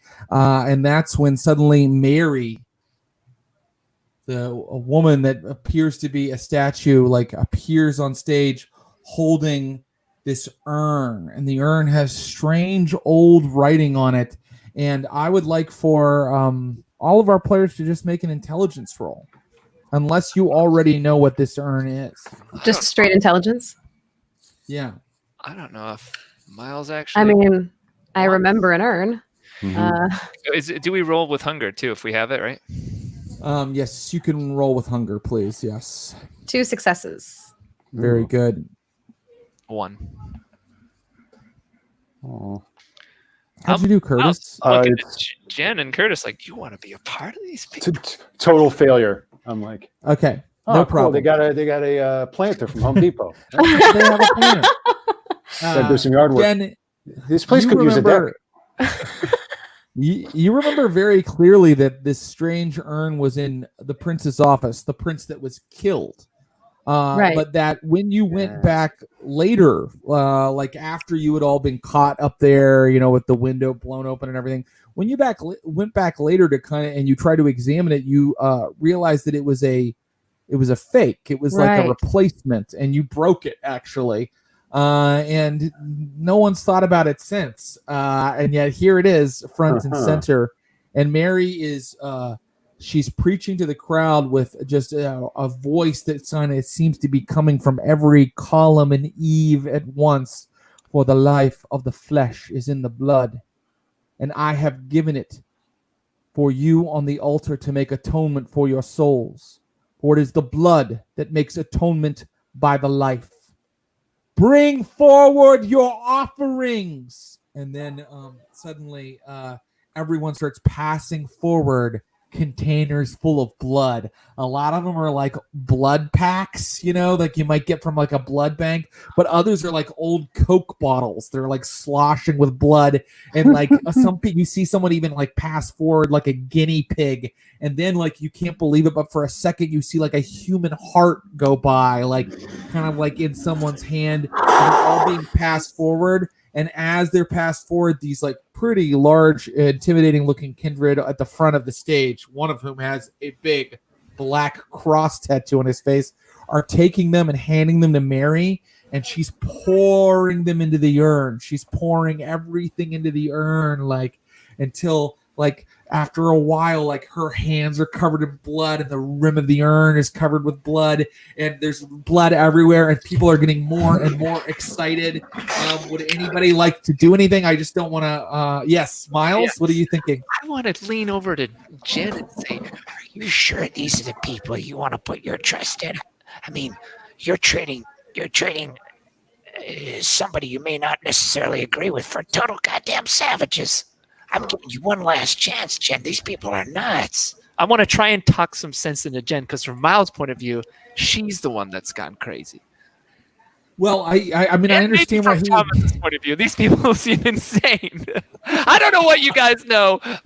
What are you talking about? More blood is going in until finally she makes the image that everybody should stop. And then she takes the urn and she drinks from it. When she comes up, her face is like dripping with blood. And then she passes it to Erasmus, who looks at everybody and goes, "The Holy Grail!" And he drinks from it. Oh! And then he passes it down, and it's now going like from person to person, and they're each taking a drink, and you can hear them like giggling or making like orgasmic sounds, and you realize that you guys are pretty close to the front of the stage, and that it's coming to you very soon. I'm just gonna shout, "Is this your pitch? What the fuck is going on?" Jen Brown doesn't understand. It's so ironic that someone of your intellect would not get what's happening here. Do you understand what we've done? No. Taste it. Taste it. Go on, Jen. It's vitae. taste it. I know you poured it into the urn. The urn now is being handed to you, Jen Brown. So can I tell, is there more blood in there than there should be? Is it not like it? Can I like sort of reason that like enough people have drunk from it that it should be lower, but it's actually not? Like, is there anything about it that is exceptional when I look at it? Yes. Not when you look at it. When you smell it. When your face gets near it, when they point it toward you, the heat coming off of it is incredible, and you immediately feel incredibly thirsty. The power radiating off of this urn right now is like it's making you like feel like you're sweating, even though you haven't done that in a while. This blood is fresh. It is so fresh. And would you like a drink?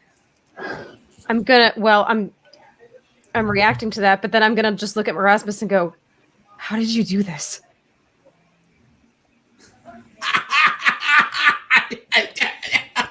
And then suddenly the woman is like by his side and she's like, it is a gift from our Savior Cain, from our Savior Jesus Christ, the second coming of Cain. We have lived under the oppression of the demiurge for too long, and now we have broken free. Drink, girl! Drink! Drink! And people are going, drink, drink, drink, drink. Ooh, I do not respond well to that. I'm kind of backing up a little bit. Do I have a clear shot to Erasmus, a clear path? If I ran at Erasmus, would anyone be in my way from where I am to him? Oh, there are some people in the way, but I mean, you're a big badass with potence. Are you going after Erasmus right now? I mean, let me put it this way. You'd have to roll, and I don't know if Miles was in football in high school, but he'd have to use some of his old moves. I don't think I'm necessarily has been in. Actually, okay. You know that guy I described with the cross on his face. How much time do we have? Yeah, here's what I think. I'm gonna turn to these guys, my friend, and go, run, and then I'm going to make with all my might run towards Erasmus, take out a stake, and jab that motherfucker in the heart. Are we seeing this happen? Well, wait, it hasn't happened yet. Here's what's happened. Miles has looked at you and has said, run. And you can see him turning and he's about to do something crazy. Jen Brown, everybody's chanting trick and you have a cup in front of you. Curtis, you're right near her. What are you guys going to do when you notice that Miles is about to do something? I think it's easy for you to discern based on your knowledge of Miles. He's about to do something that's going to blow up this entire party. I'm going to shove Miles's face into the urn. Okay, that's what I want to try to do. We're in full PvP mode, everybody. Okay. Not to hurt him. We're drowning him. No. I just want to grab him, drink whatever's closest to like back of the coat. Back, head, ear, whatever. I want to snatch him. Okay, so if Jen is guiding his face towards the urn, then I guess I'm along for that ride. Miles, you're going to make a suicide mission. We're saving you from yourself. Yes! I'm saving Miles, you guys. You're going to make a strength plus athletics roll. Curtis and Jen, you're going to make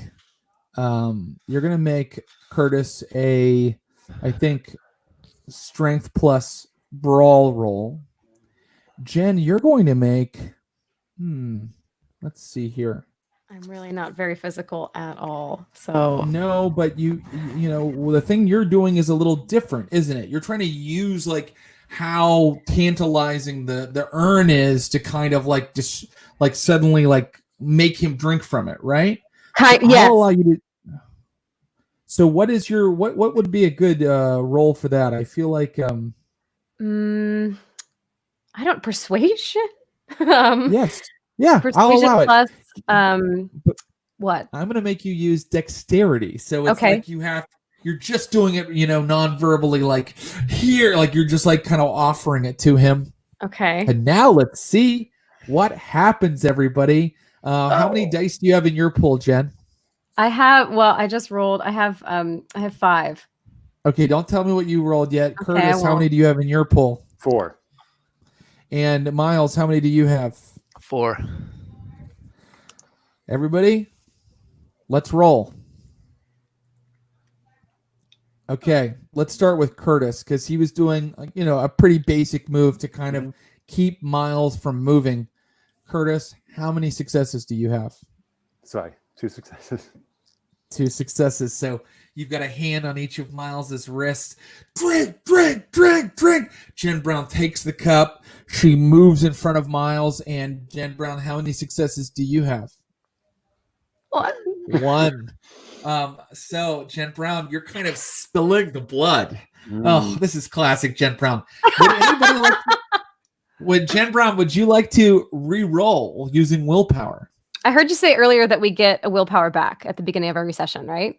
That's right. That's right. A rule I should have made you aware of before session 16 of this chronicle. Okay, I will. I'll use a willpower because I feel like this is kind of now or never for Miles. Okay, I got 1 more success. Okay, so 2 successes. Jen Brown, you're kind of holding it to his face. Miles, how many successes did you get? I got 2, but I'd like to use a willpower. No! The old rattlesnake. No, why? How'd you do, pal? An additional success, bringing mine to 3. So, between the two of them, Jen and Curtis scored 4 successes together. You just scored 3. So I'm going to allow you to say one of their things doesn't happen. Either you don't kind of end up face first in the urn and drink from it, or you are not grabbed by Curtis. One or the other. Well, I'm not grabbed by Curtis. Great. Here's what happens. Miles, Curtis gets your wrist. You just throw him off with your potence so easily, and you lurch forward, and Jen Brown's holding that urn in front of you, and now you need to make a willpower roll, because I think you would still get a willpower roll here to stop yourself from suddenly feeding, because suddenly the heat of that fresh blood, and it's more than blood, man. It's not what you drank out of that guy in that parking lot outside that bar. It's something else. It's fucking vampire blood, because you tasted the prince's veins, and this is fucking prince blood, man. So how did your willpower roll go? You need 3 successes. Well, I'm looking at willpower. Why can't I see? Oh, yeah. Oh, but I've chipped away at it. So now I only have 5. That's still Do I roll hunger on this? No. Okay. Oh, you're going to make it. 1 success. 1 success. You suddenly find yourself drinking from the urn, and it is so good, man. It is so good. And as you swallow it and you lap it up, the other anarchs are now pawing at it, okay, hey, and they're kind of pawing it away, and you hear Erasmus going, okay, people, okay, everybody, but you're still drinking from it, and take your hunger to 0. And now I'm going to ask you what you do next. I don't know, Jared. I don't know what I feel. Well, what you feel is that you want to just keep drinking from the whole thing, but you can hear people pawing at it and trying to reach for it. Do I feel strong? So strong. Do I still have my same impetus to destroy Erasmus? You do. That's what I thought before. Great. Oh no. Great. Then I sort of stop, blood dripping down from my mouth. I go, and I just turn around and we'll get after Erasmus again. This time, Okay. throwing anyone who gets in my way. Miles drops the No, urn. actually, no. I don't just drop it. I smash it so no one fucking gets any blood, and then You I smash run it? for harassment. Yeah, babe. I want to see how badly you smash this thing. Could you please give me a strength plus brawl Oh, roll? boy. Oh, you girl goofed it. Can I give potence on there? Yeah, you should. Yes. Yes. Oh, actually, no hunger.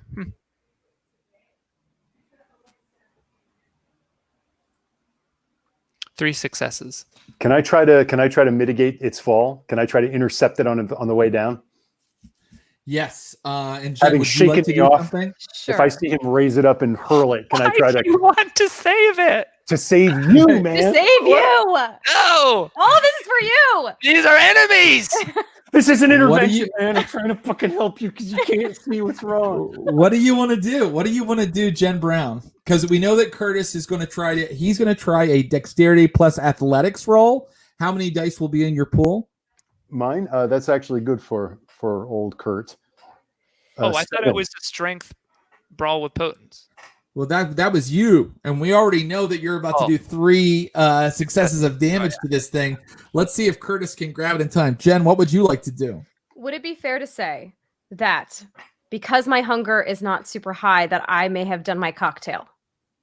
Oh, I think that you haven't just done your cocktail. Oh, wait, you didn't drink from this thing. Okay, yes, I think it's fair.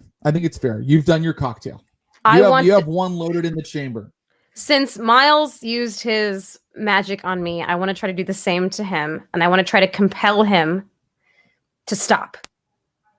I just want to scream the word stop and hope to stop him from even finishing what he's doing. Oh boy, here we go again, everybody. Miles. Why? Miles has What do I not spiked. know? It's all PvP tonight on Vampires of Pittsburgh. Miles has spiked the urn. He has 3 successes. Curtis, you need 3 successes too, but don't tell me what you got yet. I think we do Jen Brown's roll first. Jen Brown, you're going to roll your charisma plus dominate, and Miles, you're going to roll your intelligence plus resolve.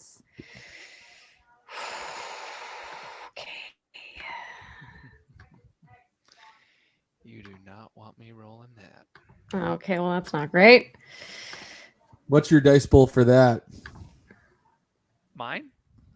Yeah, 7, no hunger.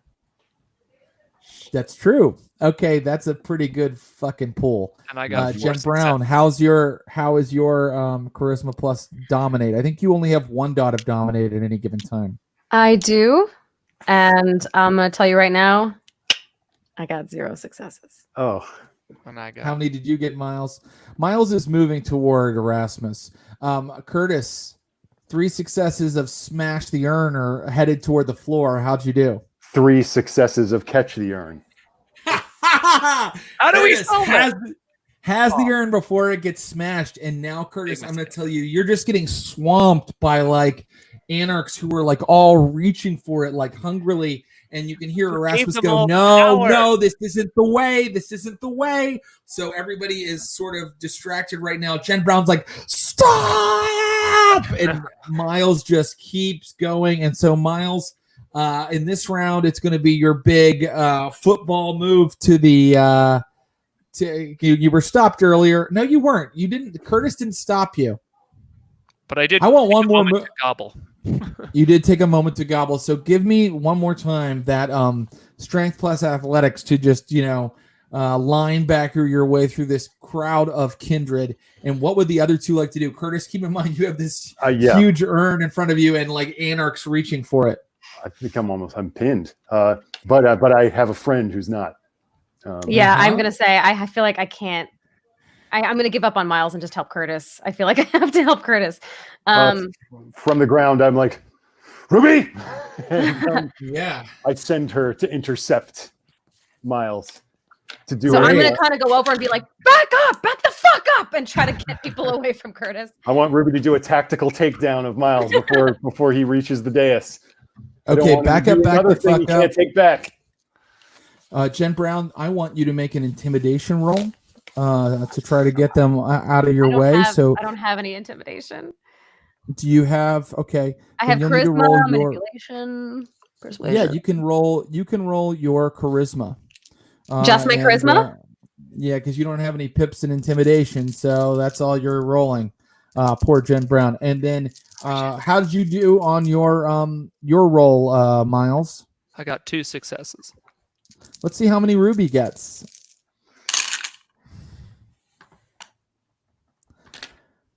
One. Miles is all the way to. And I got one Steak is success. like. I'm here to cause chaos. Don't you get it? You're the Nothing true matters. Anarch. Chaos reigns. I got one Chaos success. reigns. You got one success. I don't think that's enough. And now the Anarchs are kind of like, they're kind of like overwhelming both of you. But Curtis, you can still give commands to Ruby, who can move easily through the crowd because she's a dog. And she's like right at Miles's heels, but she's not on him. And now I just have to say at the beginning of this round that a new thing happens. Miles, you have like your stake out. You're like climbing the stairs up into the apse of the church, up into the altar of the church where Erasmus and Mary were. And you can see Erasmus like turning to you like, "Hey," and that's when Mary is just like in front of you. So what would you like to do this round? She's just like standing in front of you. I stab her in the heart then. You're gonna stab her in the heart. Great. She's want probably gonna stop you in whatever way she can. Curtis, yes. What would you like to do? I would like to command Ruby to grab Miles by his pea coat and just like pull him back down off the little platform. That makes sense. And Jen Brown, what would you like to do? I want to shove the urn into another Anarch's hands so that person gets swarmed instead of me and Curtis. I also Very kinda smart. like I'm not even going to make drink you from roll it. for that. I'm sure it's sitting on top of me, and little dribs and drabs are coming down, and I'm like, I want that sweet taste. Oh shit! Should we see if you can? Oh, you know what? It's like right. You have it in your hand, don't you? Yeah. Uh-huh. He does. So, How big is it? I'm confused. How large? Is it? Yeah, I'm football sorry. size? So Is it's it not gigantic. It does take 2 hands to kind of drink from it. It's big like, vase? Okay. yeah, it's like a vase. Yeah. Yeah. If I can like struggle to my feet, I think I'll take some sips. Oh, you do? Okay, so here's what happens. You struggle to your feet, you take some sips, and it feels so amazing. Your hunger goes to 0. You have effectively just fed from like a kindred of a lower generation than you. You were like completely like vitalized. You feel the beast inside you like growl and like throw a claw. And then that's when Jen Brown tries to take it from you. Oh no! Curtis, do you allow her to take it from you?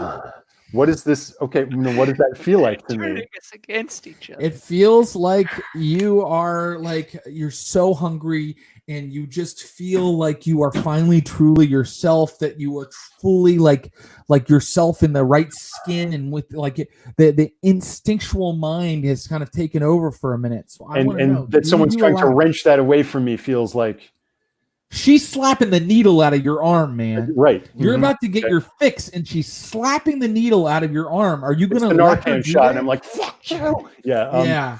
So yeah, I think maybe what Jen sees when you try to pull it is just like my head's just like it's one of those like animal snaps where you just don't see the movement, and the eyes are just yellow, pupils vertical. Yeah. And I'm just like, like it's, yeah, fangs out.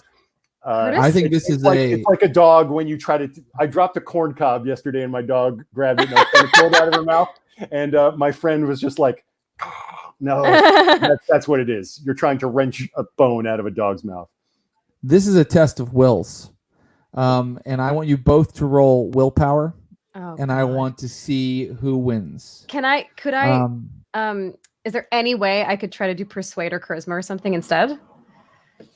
Yeah. If you I can, see but him turn? I want to hear what you're saying to him. And keep in mind, it's happening in seconds. So you have a couple, you can shout like one sentence at him over like they're all screaming. They're all reaching for it. Curtis, you're getting mobbed. It's me, okay? Just let it go. Great. Okay. Roll persuasion plus your charisma. Curtis, you can just roll your willpower. And Miles, go ahead and make your attack against Mary. Give me that strength plus brawl roll. And also Ruby's going up to... Oh, thank you. I'll roll for Ruby right now. I'm staking her. Do I use brawl or melee? Melee, sorry, thank you. I am so sorry about Ruby. Maybe we should let you roll for her from now on, Ross, because she just got a critical fail. Oh. I think she's having trouble out in the crowd with all these yahoos. Mm-hmm. So Miles, And I can't use. What a Can derp. I use potence on a melee attack, or is it only for brawls? absolutely, I'm going to allow it. But remember, you take off 2 dice because you're trying to call your shot and stake someone in the heart. Okay, great. Well, I need that. So your potence adds 2 dice, and then you're taking away 2 dice. So it's almost like a straight strength plus melee roll for you. All right, 2 successes. It's almost as good as I could ever do. Your stake comes down on Mary's chest, and it instantly shatters into shards of wood in your hand. It's like you just stabbed into a piece of granite, just splinters in your hand. And meanwhile, what happened with oh fuck is right. What happened with Jen and Curtis? 2 successes. 2 successes. I'm gonna rule that you guys are sitting there holding an urn, like looking over at each other. Curtis's eyes yellow, like it's like a perfect tie of wills. Miles just smashed his stake on Mary's chest, and that's where we're ending tonight.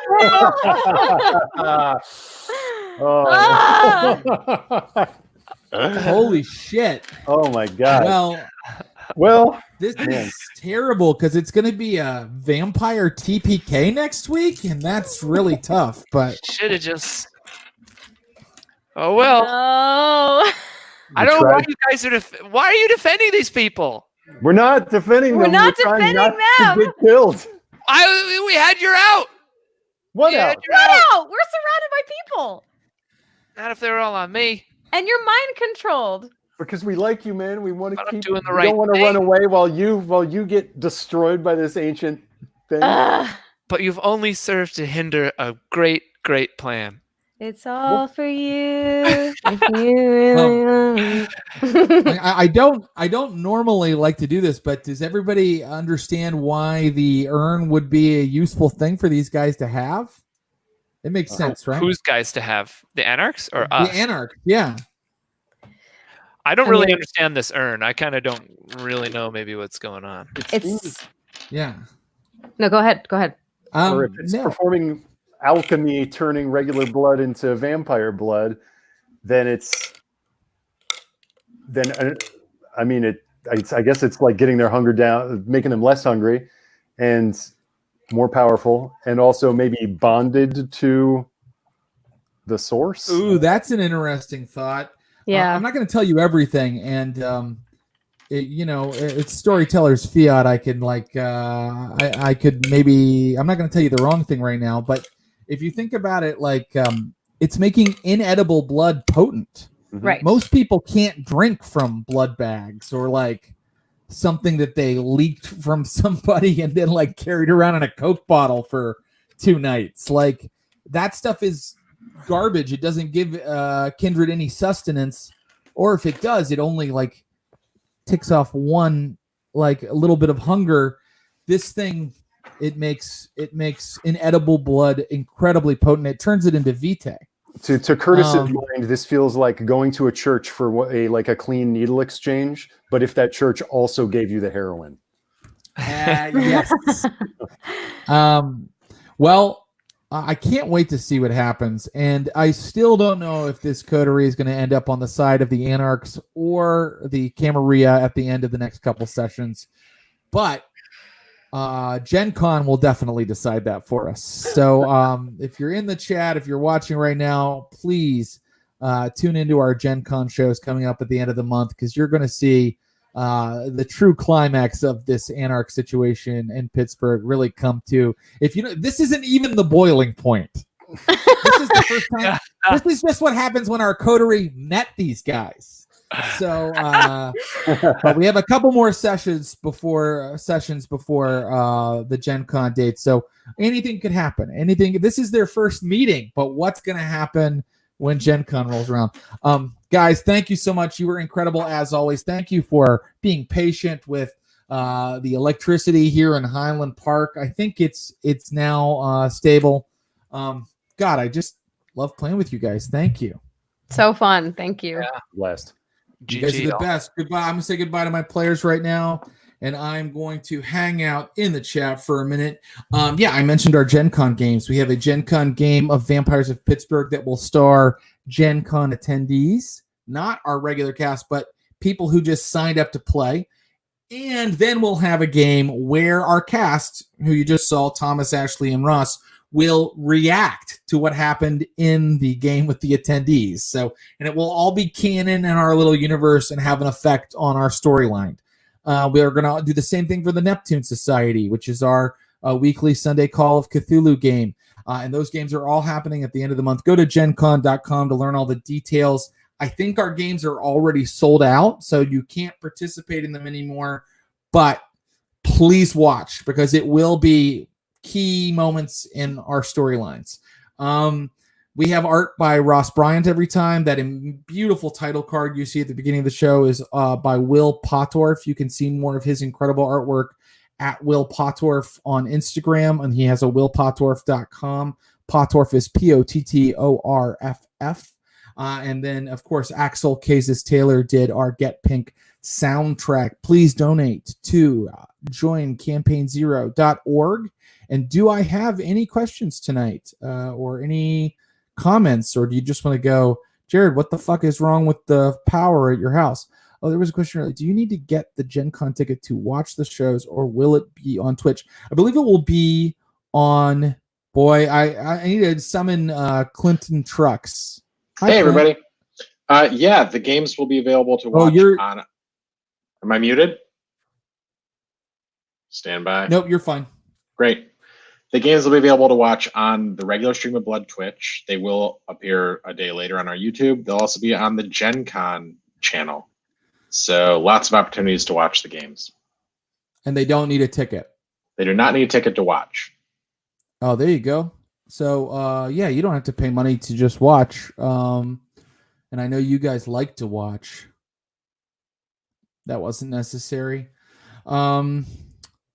Anybody else? I just want to say, I always say I'm sorry, but I am really sorry about the technical difficulties. When we've had them before, it's been like my internet, which is fixed. And then tonight it was just the power going out, and that meant my Wi-Fi went for seconds. Did Jared pull Mary's belief system from somewhere in the source books? Like, is it just Nodism, or did he cobble it together himself? And if so, what did he base it on? Feels Gnostic in some capacity. So, look, I think that she's, I feel comfortable saying this. I think she's a member of the Cainite heresy. She's also very old. The Cainite heresy, says, and it's right there in the 5th edition book. It's actually a splat you can get for your characters. So, your character can be a member of it themselves. The Cainite heresy says that Cain is God, that Jesus was the second coming of Cain, and that vampires are angels on earth meant to fight back against the demiurge, the evil controller of this world, whom Mary, I think, believes the Camarilla is part of. But it's interesting that Erasmus, who seems very secular, has put himself in league with someone who is so fanatical. I will say that, anytime you're role-playing somebody, they get more and more unique. So I think she has her own beliefs that she is even added to the Cainite heresy. I think she might be a heretic even within the heresy. She's quite a crazy figure. Maybe that's revealing too much. Anyway, thanks for asking. Your brain is fried. Good. What was the moment of the night for you? I mean, look, I was so happy when I finally got my group back together. Because even though it's fun to follow them individually a little bit, when the sparks that fly when they're all together are so unique and amazing. And I guess it was, of course, when Miles said run and then started his crazy ass plan, and everybody suddenly went PvP. I didn't expect that would happen. I didn't know what would happen. I just gave them a situation and decided to see what they do, and it was really fun. It was really fun what they did. Also, Curtis like drinking from the urn. I mean, nuts. Are they running into the Sobbit? Well, I'm kind of going by what the 5th edition setting says, which that the Sobbit have kind of disappeared into the Middle East, and they are fighting something called the Gehenna War. So the Sobbit are off camera right now. You might even say that they're way off camera, but I do understand that this strange communion ritual does seem Sobbit-like, and I'm okay with that. If you recall, in the old World of Darkness, the Sobbit would all share a blood bond with each other within their coterie or pack. I think they called them packs if they were in the Sobbit. So they would all pour their blood into one receptacle and then all drink from that, so that they had this incredible synchronicity with each other and like felt like they were all bonded to each other. That's not what this is, clearly. Like the blood that was thrown in is blood that came from a lot of different sources, and the urn has just done some sort of alchemy to make it potent.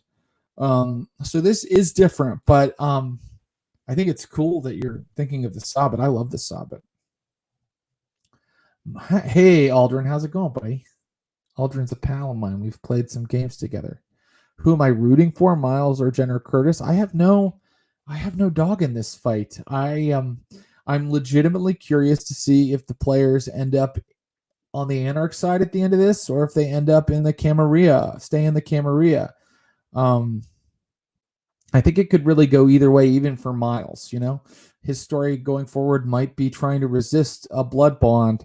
He certainly saw a different side of Adelaide Ross tonight. So that's interesting. Are the Malkavian Primogen and the Prince related? They are not. They are not.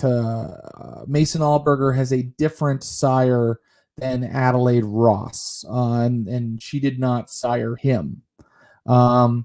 Mason Allberger is a guy that hasn't really been on camera very much or in the game. I think he's had I had him say one thing one time, but I always had him down as TJ Cope's regnant. And so when it became clear to Adelaide that Miles would need some help, he showed up with a plan that went horribly sideways. Oh, yes. So every Sunday at 2 p.m. Pacific, you can watch us play the Neptune Society. That is the COC campaign I mentioned. The Neptune Society is our game that has a rotating cast, meaning we move people in and out, but they always come back later. Like if they're in session number 3, you'll see them again in session number 7, etc. And it is a Call of Cthulhu campaign set in the 19th century on the high seas a lot of the time, or having to deal with the Great Age of Sail, the end of the Great Age of Sail. Right now, actually, though, the story takes place in Dickensian London in the 1850s. Another thing about that campaign is that every couple of sessions, it moves forward a couple of years. So we started in the year 1837 when Queen Victoria was coronated, and we're already to 1852. And I'm really excited about this Sunday session because I'm introducing a villain I'm excited about, whom the players will probably kill, because that's what happens anytime you introduce a really cool villain. But if you guys promise not to tell the players, we have sort of a detective duo in our current storyline. And I'm going to try to introduce the Moriarty of the Neptune Society. So we'll see. We'll see how that all goes. Like I said, I really like to leave things open-ended, so our Moriarty may be murdered in the upcoming session, but that's okay. That's completely all right.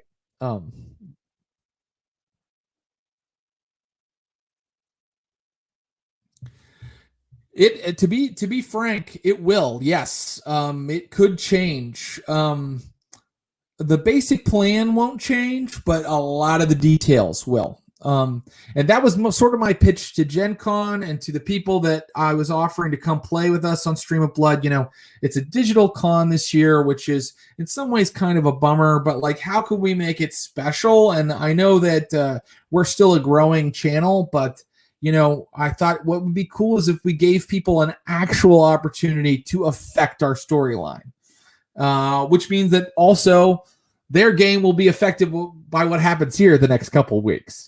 So we'll see. I mean, these people may be marching into battle with Jen and Miles and Curtis, or they may be marching into battle against them. But either way, I'm excited. And what they do will affect that session and the session after it in a big way, and therefore affect our entire storyline. And the same goes for the Neptune Society. The Neptune Society will actually be a flashback to the first founders of the Neptune Society in the Napoleonic Wars. So the people that play in that game will become the canon founders of the Neptune Society. And then our players in the next Neptune Society will react to the things that they did and how their game went and whether they made certain choices or did not. So that's it. I think I've given my strong pitch for our Gen Con games. Please tune into them. Boy, I just really appreciate all of you coming and hanging out every week.